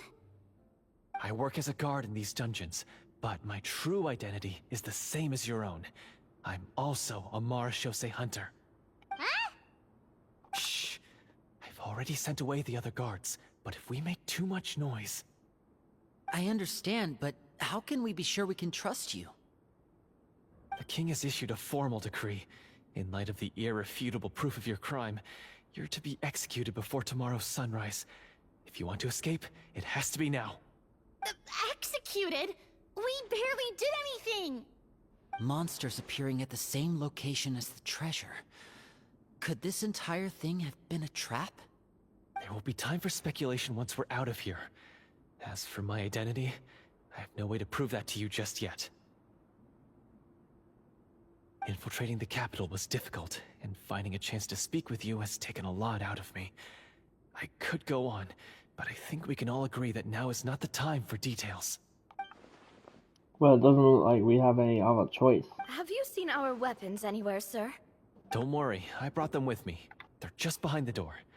Still, these weapons alone won't be enough to defeat the true enemy behind the scenes. His faction is too powerful. The guards are all under his control, and he's even stationed a number of golems in various rooms throughout the palace. To defeat him, you must find a secret vault. It is said that within that vault, the marechaussee hunters of the past left behind a treasure with the power to defeat the sorcerer. You're not coming with us? No, I'll remain in the dungeons to deal with the guards. I'll try my best to distract them so they don't go after you. As long as my identity is not revealed, I'll be able to aid you when the final battle comes. In that case, please stay safe. Thank you for your concern. I will do my utmost. As for the location of the vault, here, this map should lead you there.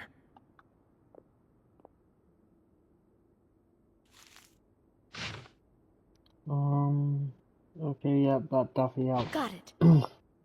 Not All right, once I open the It door, helps. remember to stick close and refrain from making any noise. I'll lead you out of here as quickly as possible. You now have the chance to restore the honor and legacy of the marechaussee hunters. So please, get out there and reclaim what's ours. And be sure to exercise caution. With the help of the guard, you successfully escape the dungeons. Your sense of despair and anxiety both seem to fade as you continue your quest.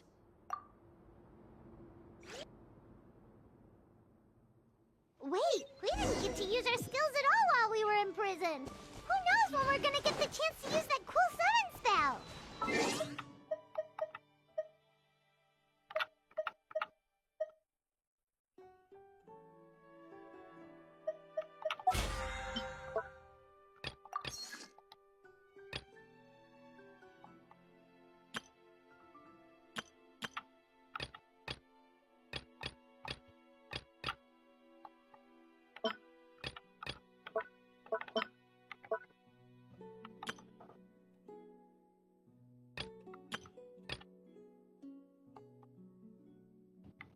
Doing it like twice, I believe, so I should get here.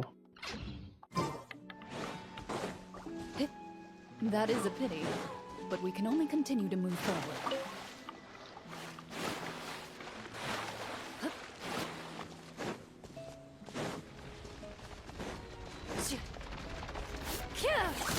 Into the shadows.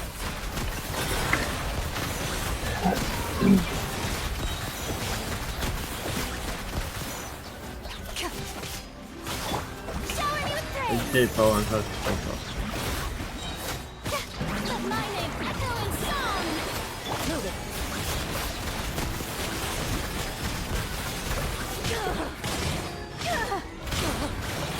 Hunt them down. Strike a pose! Into the shadows.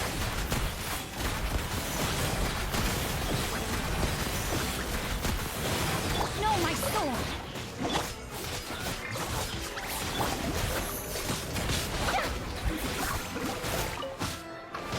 Shower me with praise!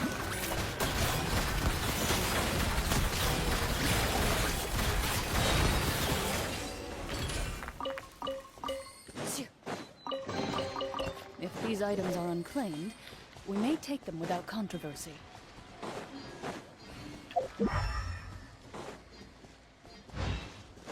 Oh, stresses.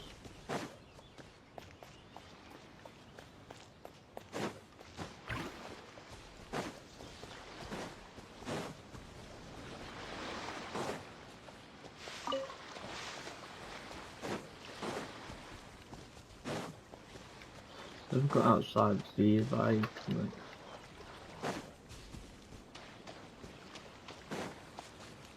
Right.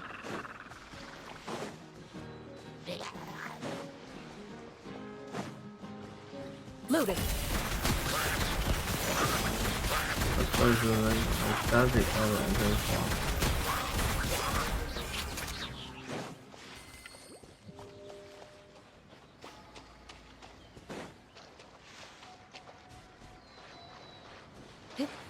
Where is it?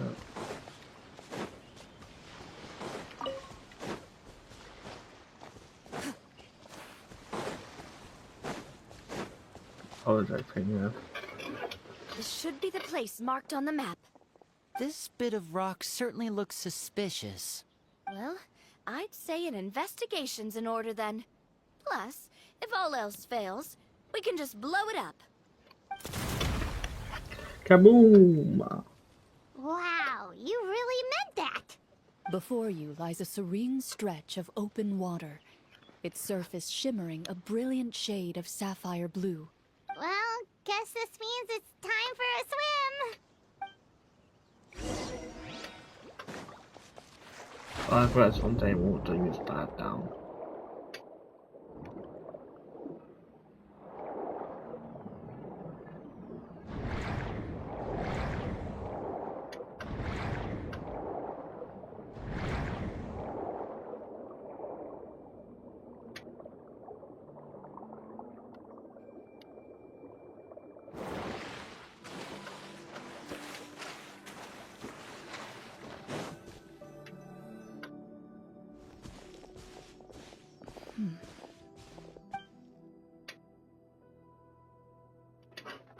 What's the matter? It's nothing. As you step into the cave, you find yourself in an eerily quiet space. Before you lies a narrow passageway that appears to trail off endlessly into the distance.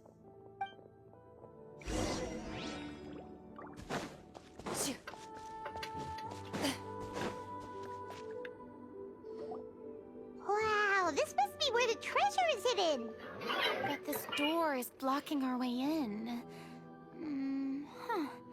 It almost looks like it's been here for quite some time. I've got to hand it to the tabletop troupe. They really went all out with the props. Huh. What have we got down here? A kind of mechanism connected to the door? Ah, it looks like we might have to arrange it into a certain pattern. A pattern on a stone door.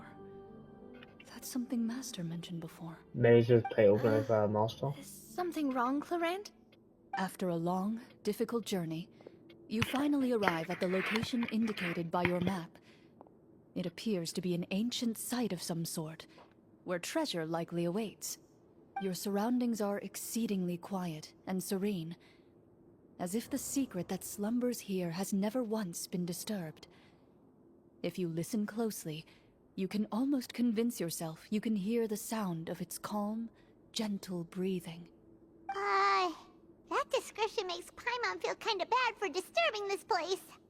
We're doing this for the sake of the people, to free them from the evil sorcerer. I say it's time for this treasure to once again see the light of day. Linny's right. We need to keep going. The future of the kingdom depends on it. The next part of the story requires us to solve the puzzle, right? Let's start exploring the area. Yes, that should be fine. Something feels off about all this. Guess I'll just have to improvise.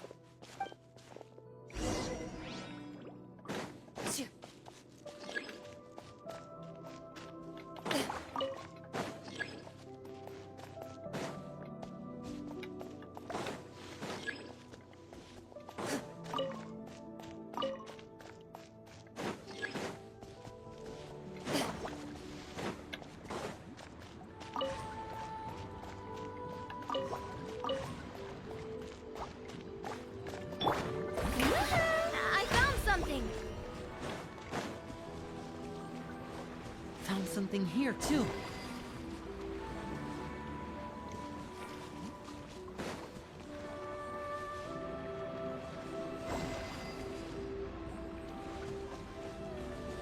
Same here.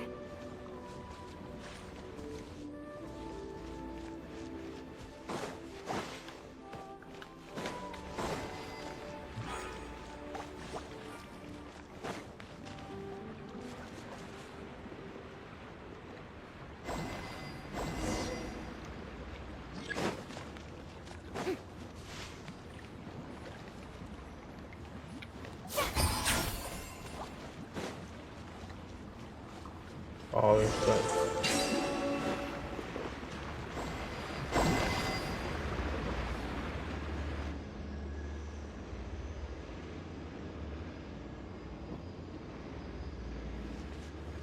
Well, please hold for the... I'm so confused. It worked! Something just appeared. Some kind of mechanism, maybe? By solving the puzzles, you prove yourselves worthy of inheriting the secrets of the past. At the end of each puzzle, you're rewarded with With? a key. It's gonna be like the old key sheds that I must give, right? Oh, it must be the key to the big door. Huh? This is one of the Marechaussee Hunter keys that are passed down from generation to generation. It looks just like the one Master passed down to me. It is said that 4 keys in total are required to form the final, complete key. And it seems like we just collected 3 of them. That must mean... Huh? What's wrong? You hear a few strange noises. Suddenly, all the torches in the ruin go out at once. What's going on? Did we fall into another trap? For the sake of immersion, please close your eyes, everyone. Without the torches, the space is now completely dark, and you cannot see anything.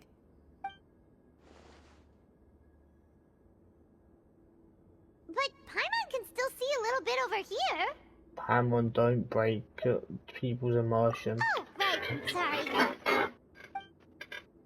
Suddenly, you hear the sound of footsteps What pierce the- through the darkness. There's someone else here. Oh, this is so unsettling. I can't see anything. I've been discovered then. Wait, that voice, it's... You recognize the voice as belonging to the guard who led you to this place. It appears he now covets the treasure for himself, and has come to stake his claim. Oh, so this is just part of the script.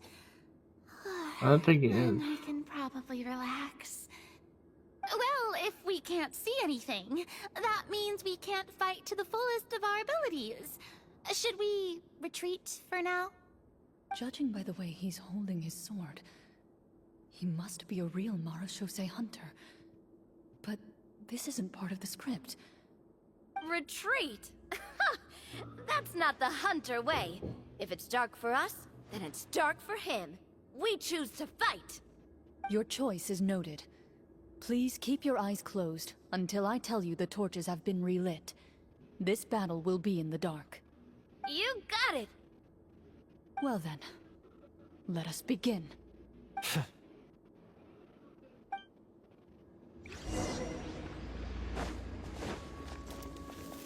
Into the shadows. I'd like to try to hit him with my sword. Is he still standing? Goodness, Is it over? Can we open our eyes now? The enemy is strong and relentless, but the battle is nearing its end. The torches have not been relit. What about now? Final strike. Ha!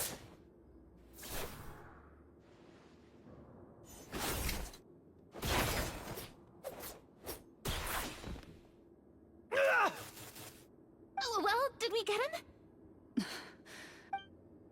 Why isn't she answering? Clorinde? Warm fire flickers across the walls once more. Your vision is now clear. In an impressive display of courage, the four of you successfully defeat the uninvited guest. That look in his eyes. It's like he became an entirely different person as soon as I defeated him. Huh? Mr. Florian? Oh, wait. We're supposed to be role-playing. I should stay in character. Speak your name, guard. Why did you lead us here just to betray us? Is this treasure really more important to you than bringing peace to the kingdom? What kingdom? What peace? Those were nothing but lies! I, Florian, am a true Marashose hunter, descended from hunters of ages past. So he's also using his real name. Or, wait, was that the name of his character from the very beginning? Then I'm even more confused. If you truly are a Marashose hunter, shouldn't you want to help us just like you said before? Shouldn't we fight together for the sake of the people? What do you know? In this day and age, there's no glory to be had as a Marashose hunter. What's that supposed to mean? My skills were passed down to me by my father. We lived a life of obscurity in the remote wilderness. Still, he devoted everything he had to being a Marashose hunter.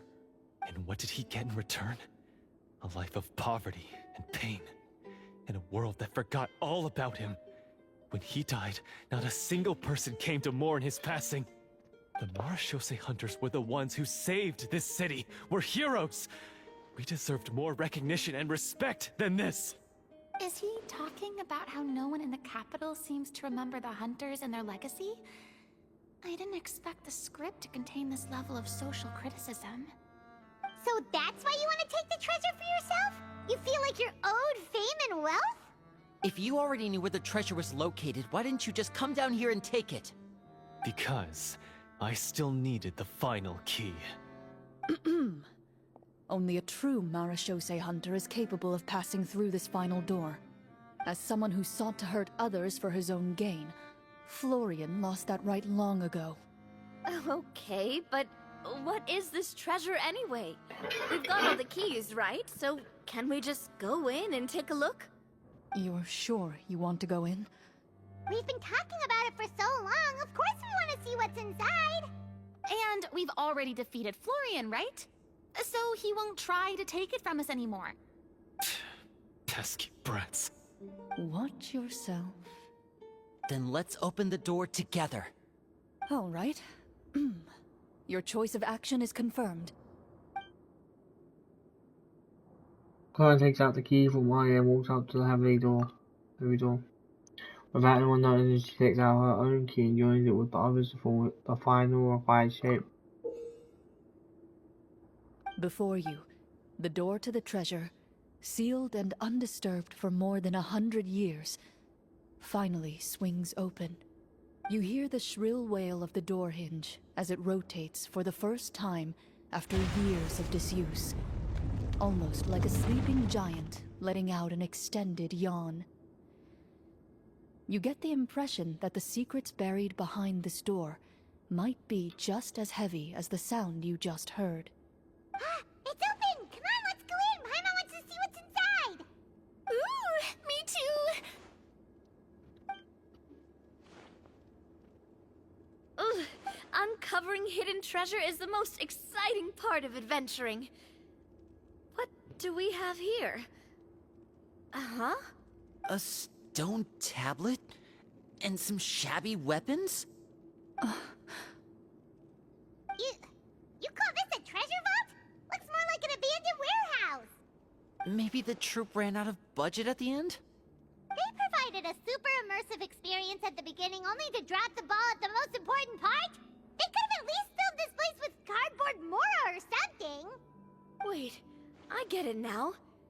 Paimon, this is the real Marachose hunter treasure. This is it? The Marachose hunter treasure is just a stone slab and some broken swords? I can't believe it. I refuse to believe it! Whoa, are you okay? The Marachose hunter before you appears to suffer a serious mental breakdown. He needs to leave the room for a moment to collect himself. One of you seems to understand the significance of the treasure already. If the rest of you wish to follow suit, you may remain here in the meantime and explore your surroundings.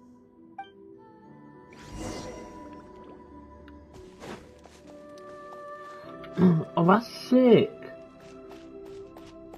We get to see ourselves here.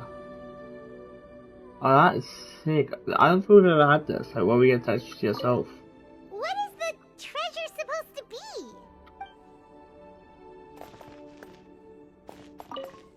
Ah, the names on the tablet.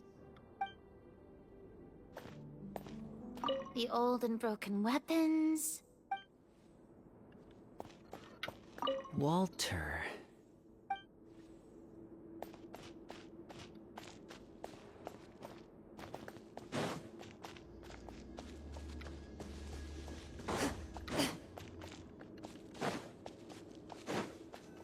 Florian. So, how are you doing? Feeling any better? What just happened? Do you remember how you got here?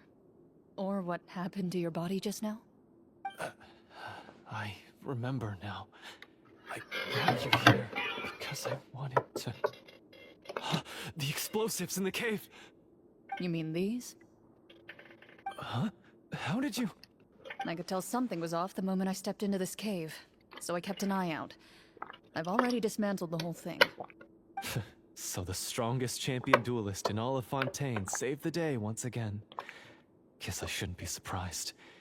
It would seem your skills as a Marachose hunter are as sharp as ever. I deserve some answers, don't you think? Tell me why you wanted to lure me here. Everything you said earlier sounded like the truth. Luckily, your monologue was dramatic enough to convince my friends you were just role-playing. I don't know. I just always felt like there was something in my heart that didn't belong to me. Something agitated and angry. Who knows? Maybe it was my own anger all along. I could never really tell. The feelings about my father and the other Marechaussee hunters are real. It just wasn't fair. I was angry, bitter that no one remembered them or praised their accomplishments. I don't know when it started, but at some point, my anger came to completely consume me. At that point, I remembered the legend my father used to tell me. The one about the treasure. But if the treasure was all you cared about, why plant all those explosives? Wouldn't they just destroy the treasure and bury you along with it? I can't remember. My head is a mess. It felt like there was this voice telling me to eliminate the hunters, but now it's gone. Interesting. From your description, I suspect you were dealing with a Devorator. Devorator? Oh, your master... your father, I mean. Never talked about it? It was a kind of monster that was active several centuries ago. No, I've heard of it. I'm just not sure why you suddenly... Wait, it can't be. The seal! The seal? My family has served as Marechaussee hunters for many generations. But the title and swordsmanship weren't the only things passed down over our line. There was a seal as well. My father instructed me to always watch over that seal and maintain it regularly. He said it had been passed down over a truly ancient age, and protecting it was our clan's most important duty. But I neglected that duty after he died. I finally decided to come down and check on it one day, and that's where my memories become fuzzy. The Devorator would be a formidable adversary for any mortal being, even ones as capable as the Hunters. If you lacked the power to completely destroy it, you could easily fall prey to its influence and corruption. In light of this, some Marechaussee hunters chose to seal the Devorator away, in the hopes that a permanent solution would come with the passage of time. I heard it has the power to amplify the obsessions and desires in people's hearts, to the point where they overtake you entirely. It would seem I'm not just lacking in skill with a blade, but in mental fortitude as well. And yet, you were able to retrieve 3 of the 4 keys. If I remember correctly, each was entrusted to a respected and capable hunter. How did you manage it? One of them belonged to my father. The second I stole from a different hunter. And the third... was one that I snatched while the person was on the way home from the tavern. I nearly died in that alley. I know just how strong you are. It's as clear as day to everyone in Fontaine. I observed you from dusk to dawn, but could never find any opportunity to sneak up on you. I never even saw you drink a single glass of liquor. The only way I could think to obtain that last key was to lure you here using your hobby, and then... Oh, I get it now. That monster, it wanted to bury you here alongside the treasure. I won't comment on anything else, but the script was good. Well, I did pour my heart and soul into it. The stories my father used to tell me about the glory of the heroic Marechaussee hunters and how they came to be forgotten. It's more than just a story. Huh? You're proud to be a hunter. You're still holding onto that part of yourself, no matter how small. I have done so many despicable things. I have nothing to be proud of. Then explain the purpose of the evil sorcerer in your story. Isn't he the true antagonist? The one who sought nothing but his own gain, and used the people as pawns to attain it? In your heart of hearts, he was the one you truly wanted to defeat. But I've already tainted my sword.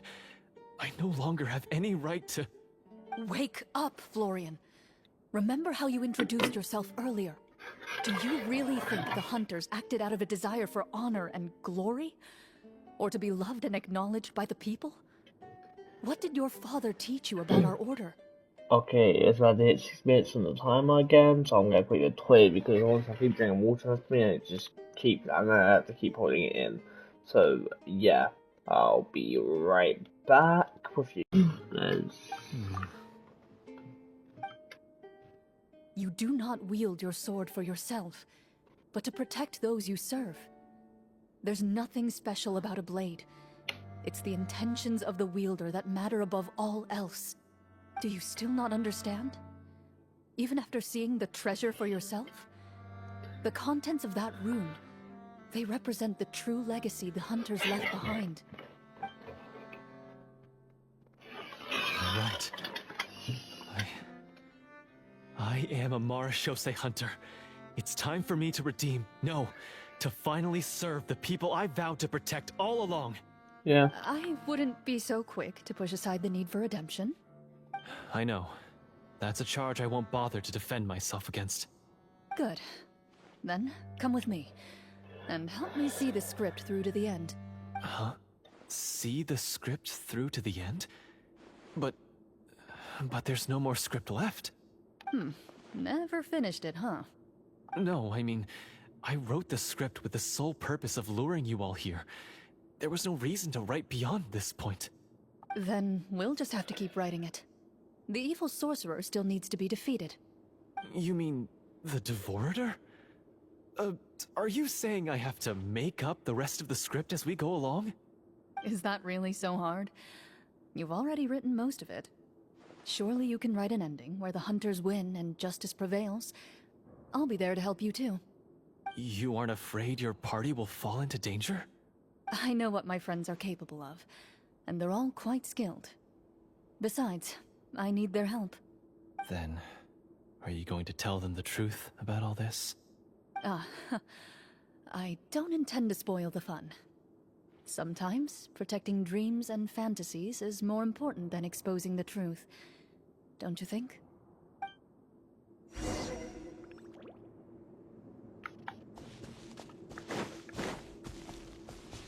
So outside, with a mile outside of wood.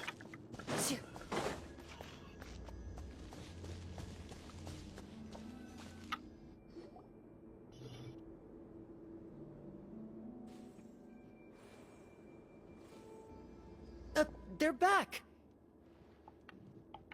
That took a while. Ahem! My fellow Marashose hunters, please forgive me, for I have sinned. Tone it down. Sorry. After crossing swords with you and witnessing your courage in battle, I've rediscovered my true self and regained my pride as a Marashose hunter. Oh, do I smell a redemption arc? I confess, I was brainwashed by the evil sorcerer. He asked me to lure you here so he could bury you in this cave. That little... Wait, you're saying all of that wasn't you, but the evil sorcerer? That's right. He's adept at manipulating the hearts and minds of the people. I fell under his influence because I did not possess a strong enough sense of will. Huh. And how are you going to prove that you're a changed man? We're not going to fall for the same trap twice. To be perfectly honest, I only came to my senses after seeing the treasure. It reminded me of my father's past teachings. The treasure was actually...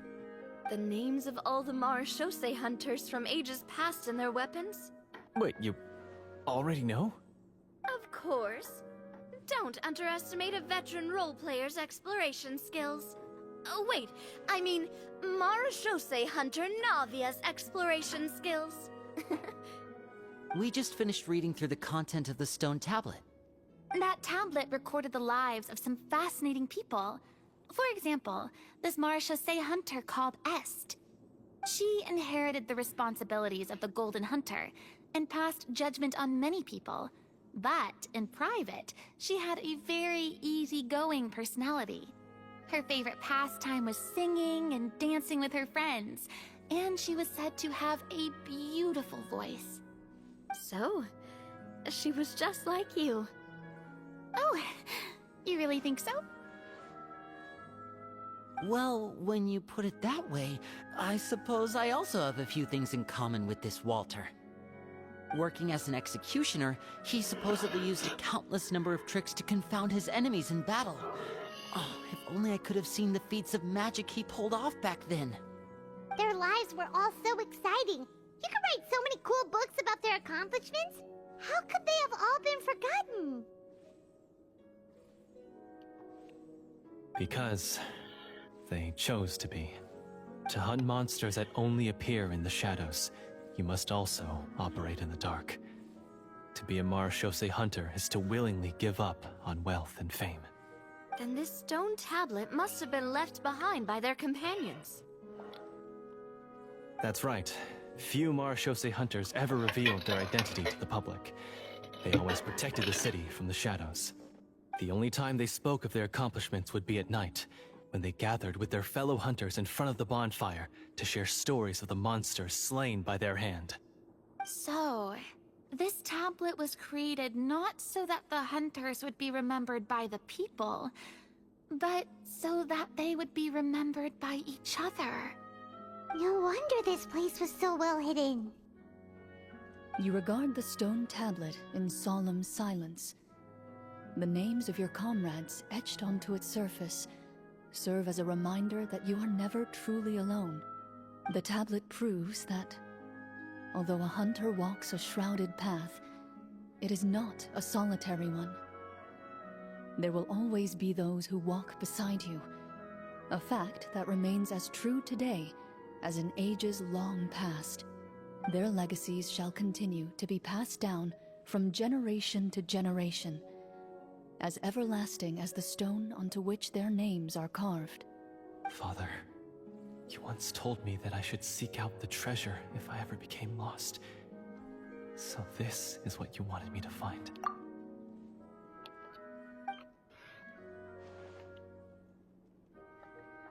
Besides trust you, Florian, I'd like to do an insight check on him.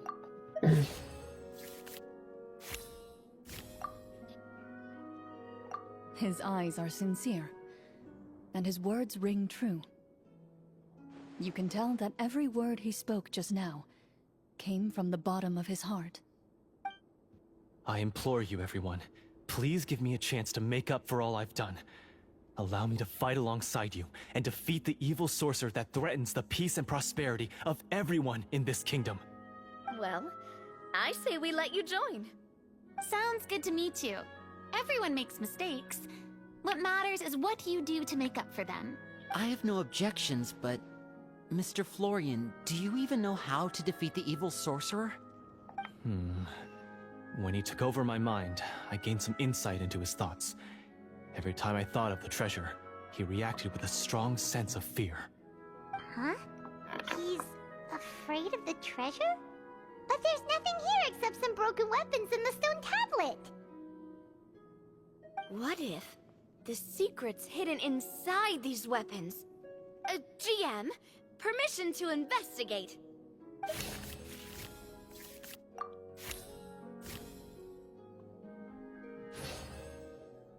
At first glance, the weapons appear absolutely ordinary. But as you observe them, you notice a faint energy emanating from within. These blades have slain countless monsters. Though it's been a long time since they were used in battle, their edges remain sharp, as if they're simply waiting for the next worthy hunter to carry on their legacy. So basically take these with us, right? I'll take this weapon, since it used to belong to Est. Maybe it'll find comfort in being held by someone who appreciates the arts. Ah, good idea. I'll take Mr. Walter's bow then. From one archer-magician to another. Are we actually get used to weapons, or? Paimon's gonna pick a cool weapon too!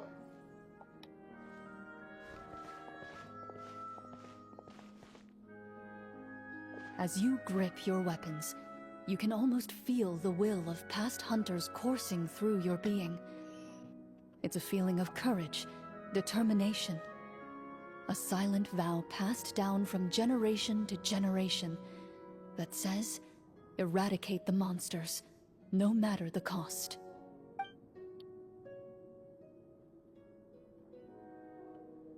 Mr. Florian, do you know where to find the evil sorcerer? I was able to see his surroundings when our minds were connected. I believe he's currently hiding out at the church in the kingdom. We must be extremely careful. He's spent so long living among monsters that he's now taken the form of one. He will not be easily defeated. Then why don't we explore some more and try to find some higher level gear? We don't want to just fight him and lose, right? Oh, No, we have to strike now. He was greatly weakened when I managed to break out of his control. If we let him rest, he might have time to escape. I agree with Mr. Florian. We've got to act while we have the advantage. Don't forget, the people of the capital are counting on us. Yeah, now that we've got a plan, there's no point in waiting. The longer this drags on, the worse it will be for everybody. Yes, that's what's called... That's what's called taking the hatching enemy of God. Yes, that's exactly right. Alright, you've persuaded Paimon. Mr. Florian, please, lead the way. Of course. Follow me. He had to set up so many scenes today, and now he has to join in for this last part. I really don't envy his job. Finally, you decide to slay the evil sorcerer and bring peace back to the kingdom once and for all. As you walk away, you feel the gaze of the stone tablet at your back, as if all the hunters of the past are wishing you success in the battle ahead and awaiting your triumphant return.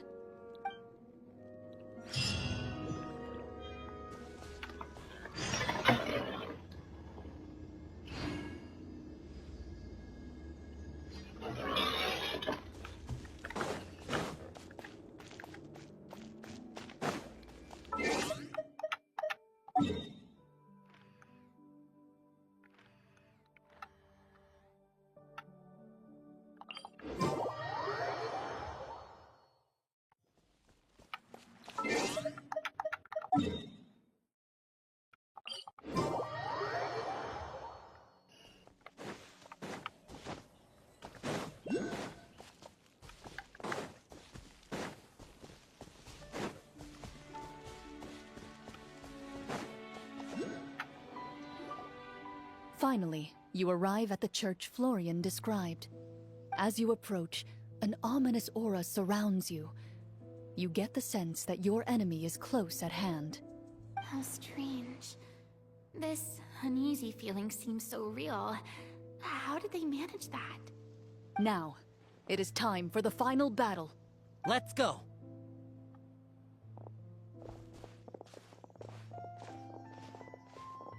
Florian, wait. What's wrong? I think you should wait outside. You've already been corrupted by the Devorator once. It could easily re-enter your mind and take control of your body. I don't think it's a good idea for you to be this close. If it corrupts you again, it's possible you might take on a new form entirely. That's exactly why I have to go. Why I should be at the very front. You mean... Yes. I intend to lure it into my body. That's too risky. If things get out of hand, I might have to kill you. Do you understand how dangerous this is? I understand, but if I do this, you'll have a clear and visible target. The Devorator will have a hard time passing up a chance to enter a body it knows how to control. You won't have to worry about any of your friends being taken over. You're not like me, Miss Clorinde. You're a just and powerful Marechaussee hunter. The monster broke free due to my error. It's only right that I shoulder the responsibility for its destruction. This is... something that I have to do. Consider it a duel to restore my honor. My only request is that you give it your all.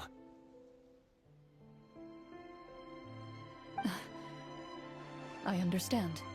Then, as a champion duelist, I hereby accept your request for a duel, and extend to you my most sincere regards. Thank you. The battle is now upon us.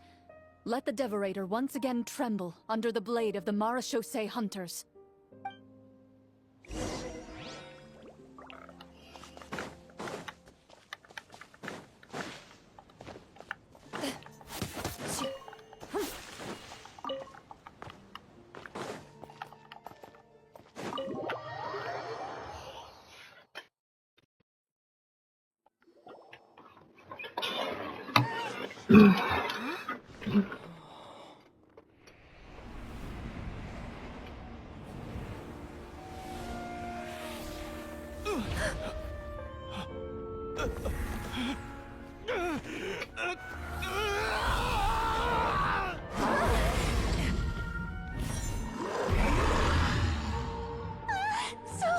So lifelike.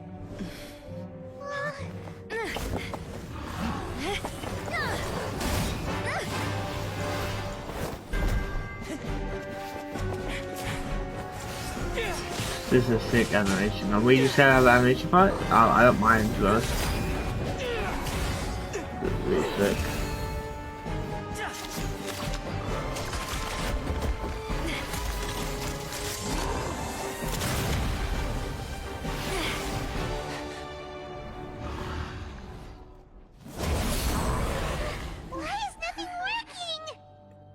This foe is not invincible.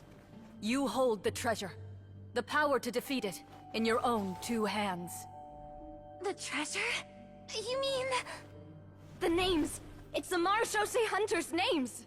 How are we supposed to... You forget, Paimon? There's still one skill we saved until the very end. Hunters fight not for fame, but to aid the people whenever they are summoned.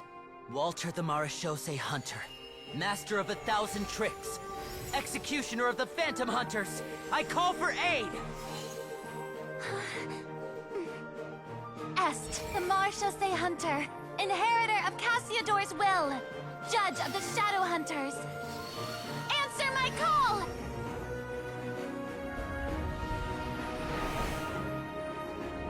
Petronia, protector of justice and order. The hunter I respect the most.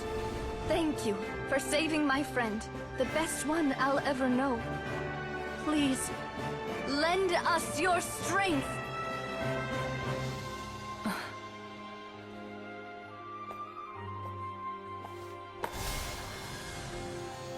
We have come to answer your summons.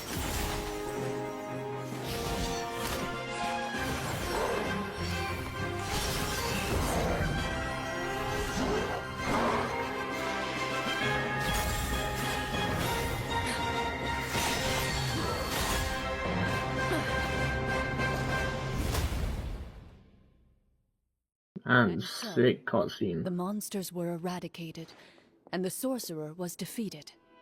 Peace soon returned to the capital. Those in the court, manipulated by the sorcerer, also recognized the errors of their ways. Some remembered the names of the heroes who saved their kingdom, but others simply continued their lives none the wiser. Such is the story of the Marechaussee Hunters. They pursue the phantoms in the darkness and exterminate all who pose a threat.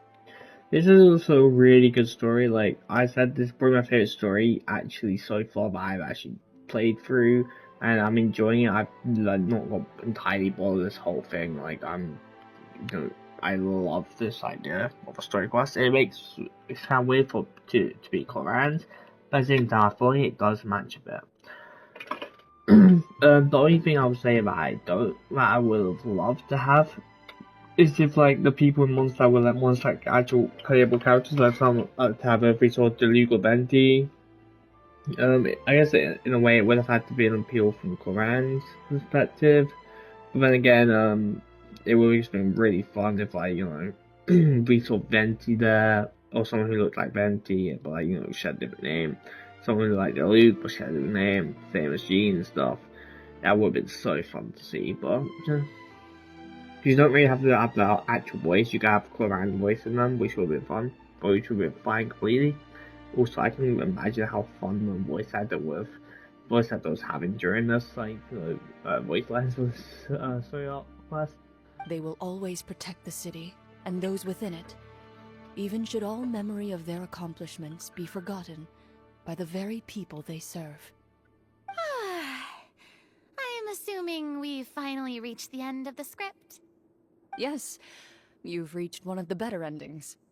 It's a pretty solid story overall. I thought it was just an ordinary adventure at first, but the further we got into it, the more impressed I became with the production and the plot. That final battle especially! All the effects were super realistic. Oh, right. Yeah. Totally. That's a really good point. I never expected the weapons we picked up from that vault would have that kind of effect.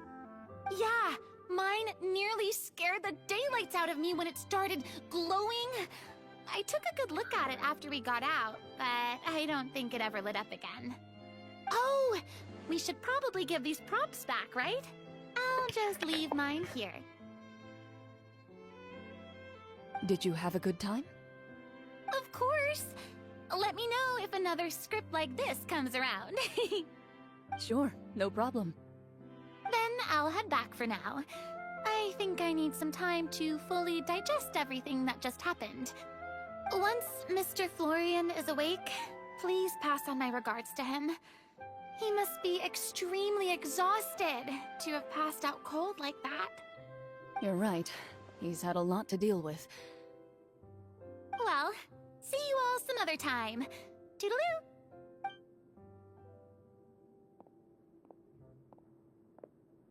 Is Serena the only one who did pick up on? Okay, so, can I ask now, I think it should be fine, yeah. what in the world was going on back there? So you saw through all of that? That time in the cave when you told us to close our eyes, it'd be weirder if we didn't notice anything. I was dying of curiosity the entire time. I mean, you did a pretty bang-up job of pretending nothing had gone wrong. Farina actually looked like she thought all of it was planned. Guess none of us wanted to be the one to break the illusion. What are you all talking about? Yeah, what's going on? I was just playing along too. Oh, wait. Don't tell me Paimon never... Oh, this is all my fault. It's not too late to cover your ears. Here, Paimon. I'll do it for you. Bit late for that, don't you think? You're saying everything that happened back there wasn't actually part of the script? It's probably more accurate to say this was never a real scripted story to begin with. What? So loud. My head. Hey, you! Get up right now and explain yourself! No shaking, please! Oh, my head. But explains the truth to everyone. Did Paimon just hear that right? You guys made up that whole last part on the spot? It's not nice to lie to people, but Paimon's gotta admit, that was a really good story, Florian. Oh, and nice improvisation, Clorinde'S! Yeah, it was like watching a magician improvise a spectacular magic trick after forgetting an important prop. If Paimon knew something was wrong with that vault, she would have floated straight in the opposite direction! Everything was under control. As if you've ever described a situation as being out of control. I'm pretty sure any situation you consider to be easy to handle would scare a reasonable person half to death. Guess I'm just used to it. You must run into a lot of unexpected situations then. That explains why you're so good at coming up with things on the spot. As for you, Florian... I know there's no excuse for what I did. I'll turn myself into the guards at once, confess my crimes, and accept any punishment that comes my way. I would say you've already suffered more than enough. What? You may have been blinded by fame and fortune in the beginning, but your actions during the final battle had proven you to be a true Marechaussee hunter. You'll be far more used to the city above ground than below. Your job as a hunter is more important. But... You Of get special course, you'll treatment still need because to you're a take the hunter. keys and pay a personal visit to the 2 hunters you wronged. Prepare to accept any terms they give you as well. Yes, of course. As far as I'm concerned, though, your showing in the duel was enough to prove your honor. Then I'll do exactly as you said. I'll go return those 2 keys right now. Thank you so much, everyone. I'll do my best to prove myself worthy of the second chance you've given me. I swear this on my name and honor as a Marashosei hunter. Until we meet again, everyone. You guys are basically shortly after Cloran. Sorry, Anne.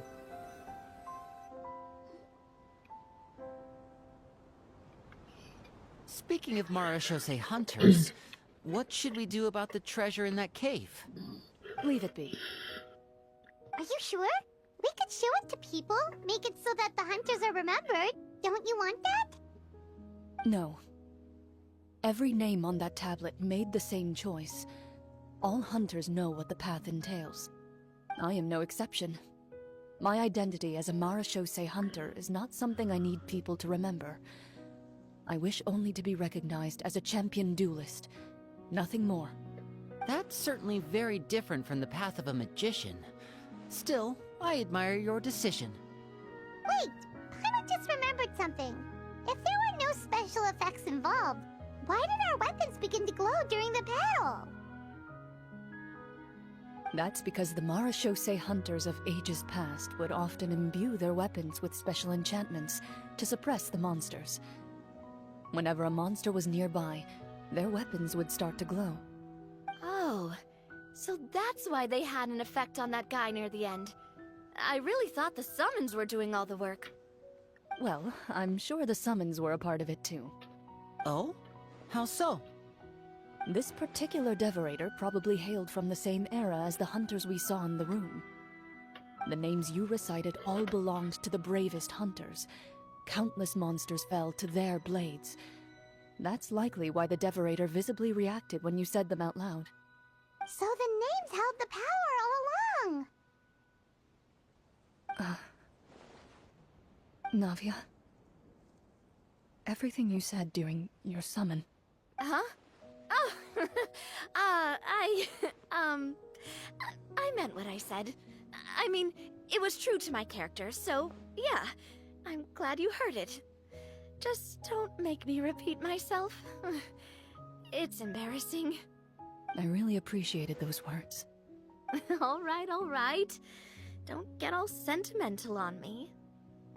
Anyway, let's not talk about that anymore. I'm going to go on ahead. Don't fall too far behind now. She ran off! I should probably head back as well. This story was truly incredible. I might have to spend the whole night telling my siblings all about it. See you later. Goodbye. Goodbye. Traveler, should your name and deeds be forgotten, what do you think the significance of your journey will be? I suppose the significance would be the journey itself and the world we helped create. There's still value in the time I shared with everyone here, in the things we were able to accomplish, even if no one remembers them. A great answer. I'll remember it. What would you want your answer be, Cloran? Me? The Marashosei hunter says nothing in response to that question. Perhaps her answer lies in her silence. An unspoken vow left to echo through the night. The path she walks needs no explanation. Quest end. So, like, honestly, a great quest. Like I said, the only thing about it would have had characters from Monster, like, interaction be there. But either way, it's still a really great quest. And yeah.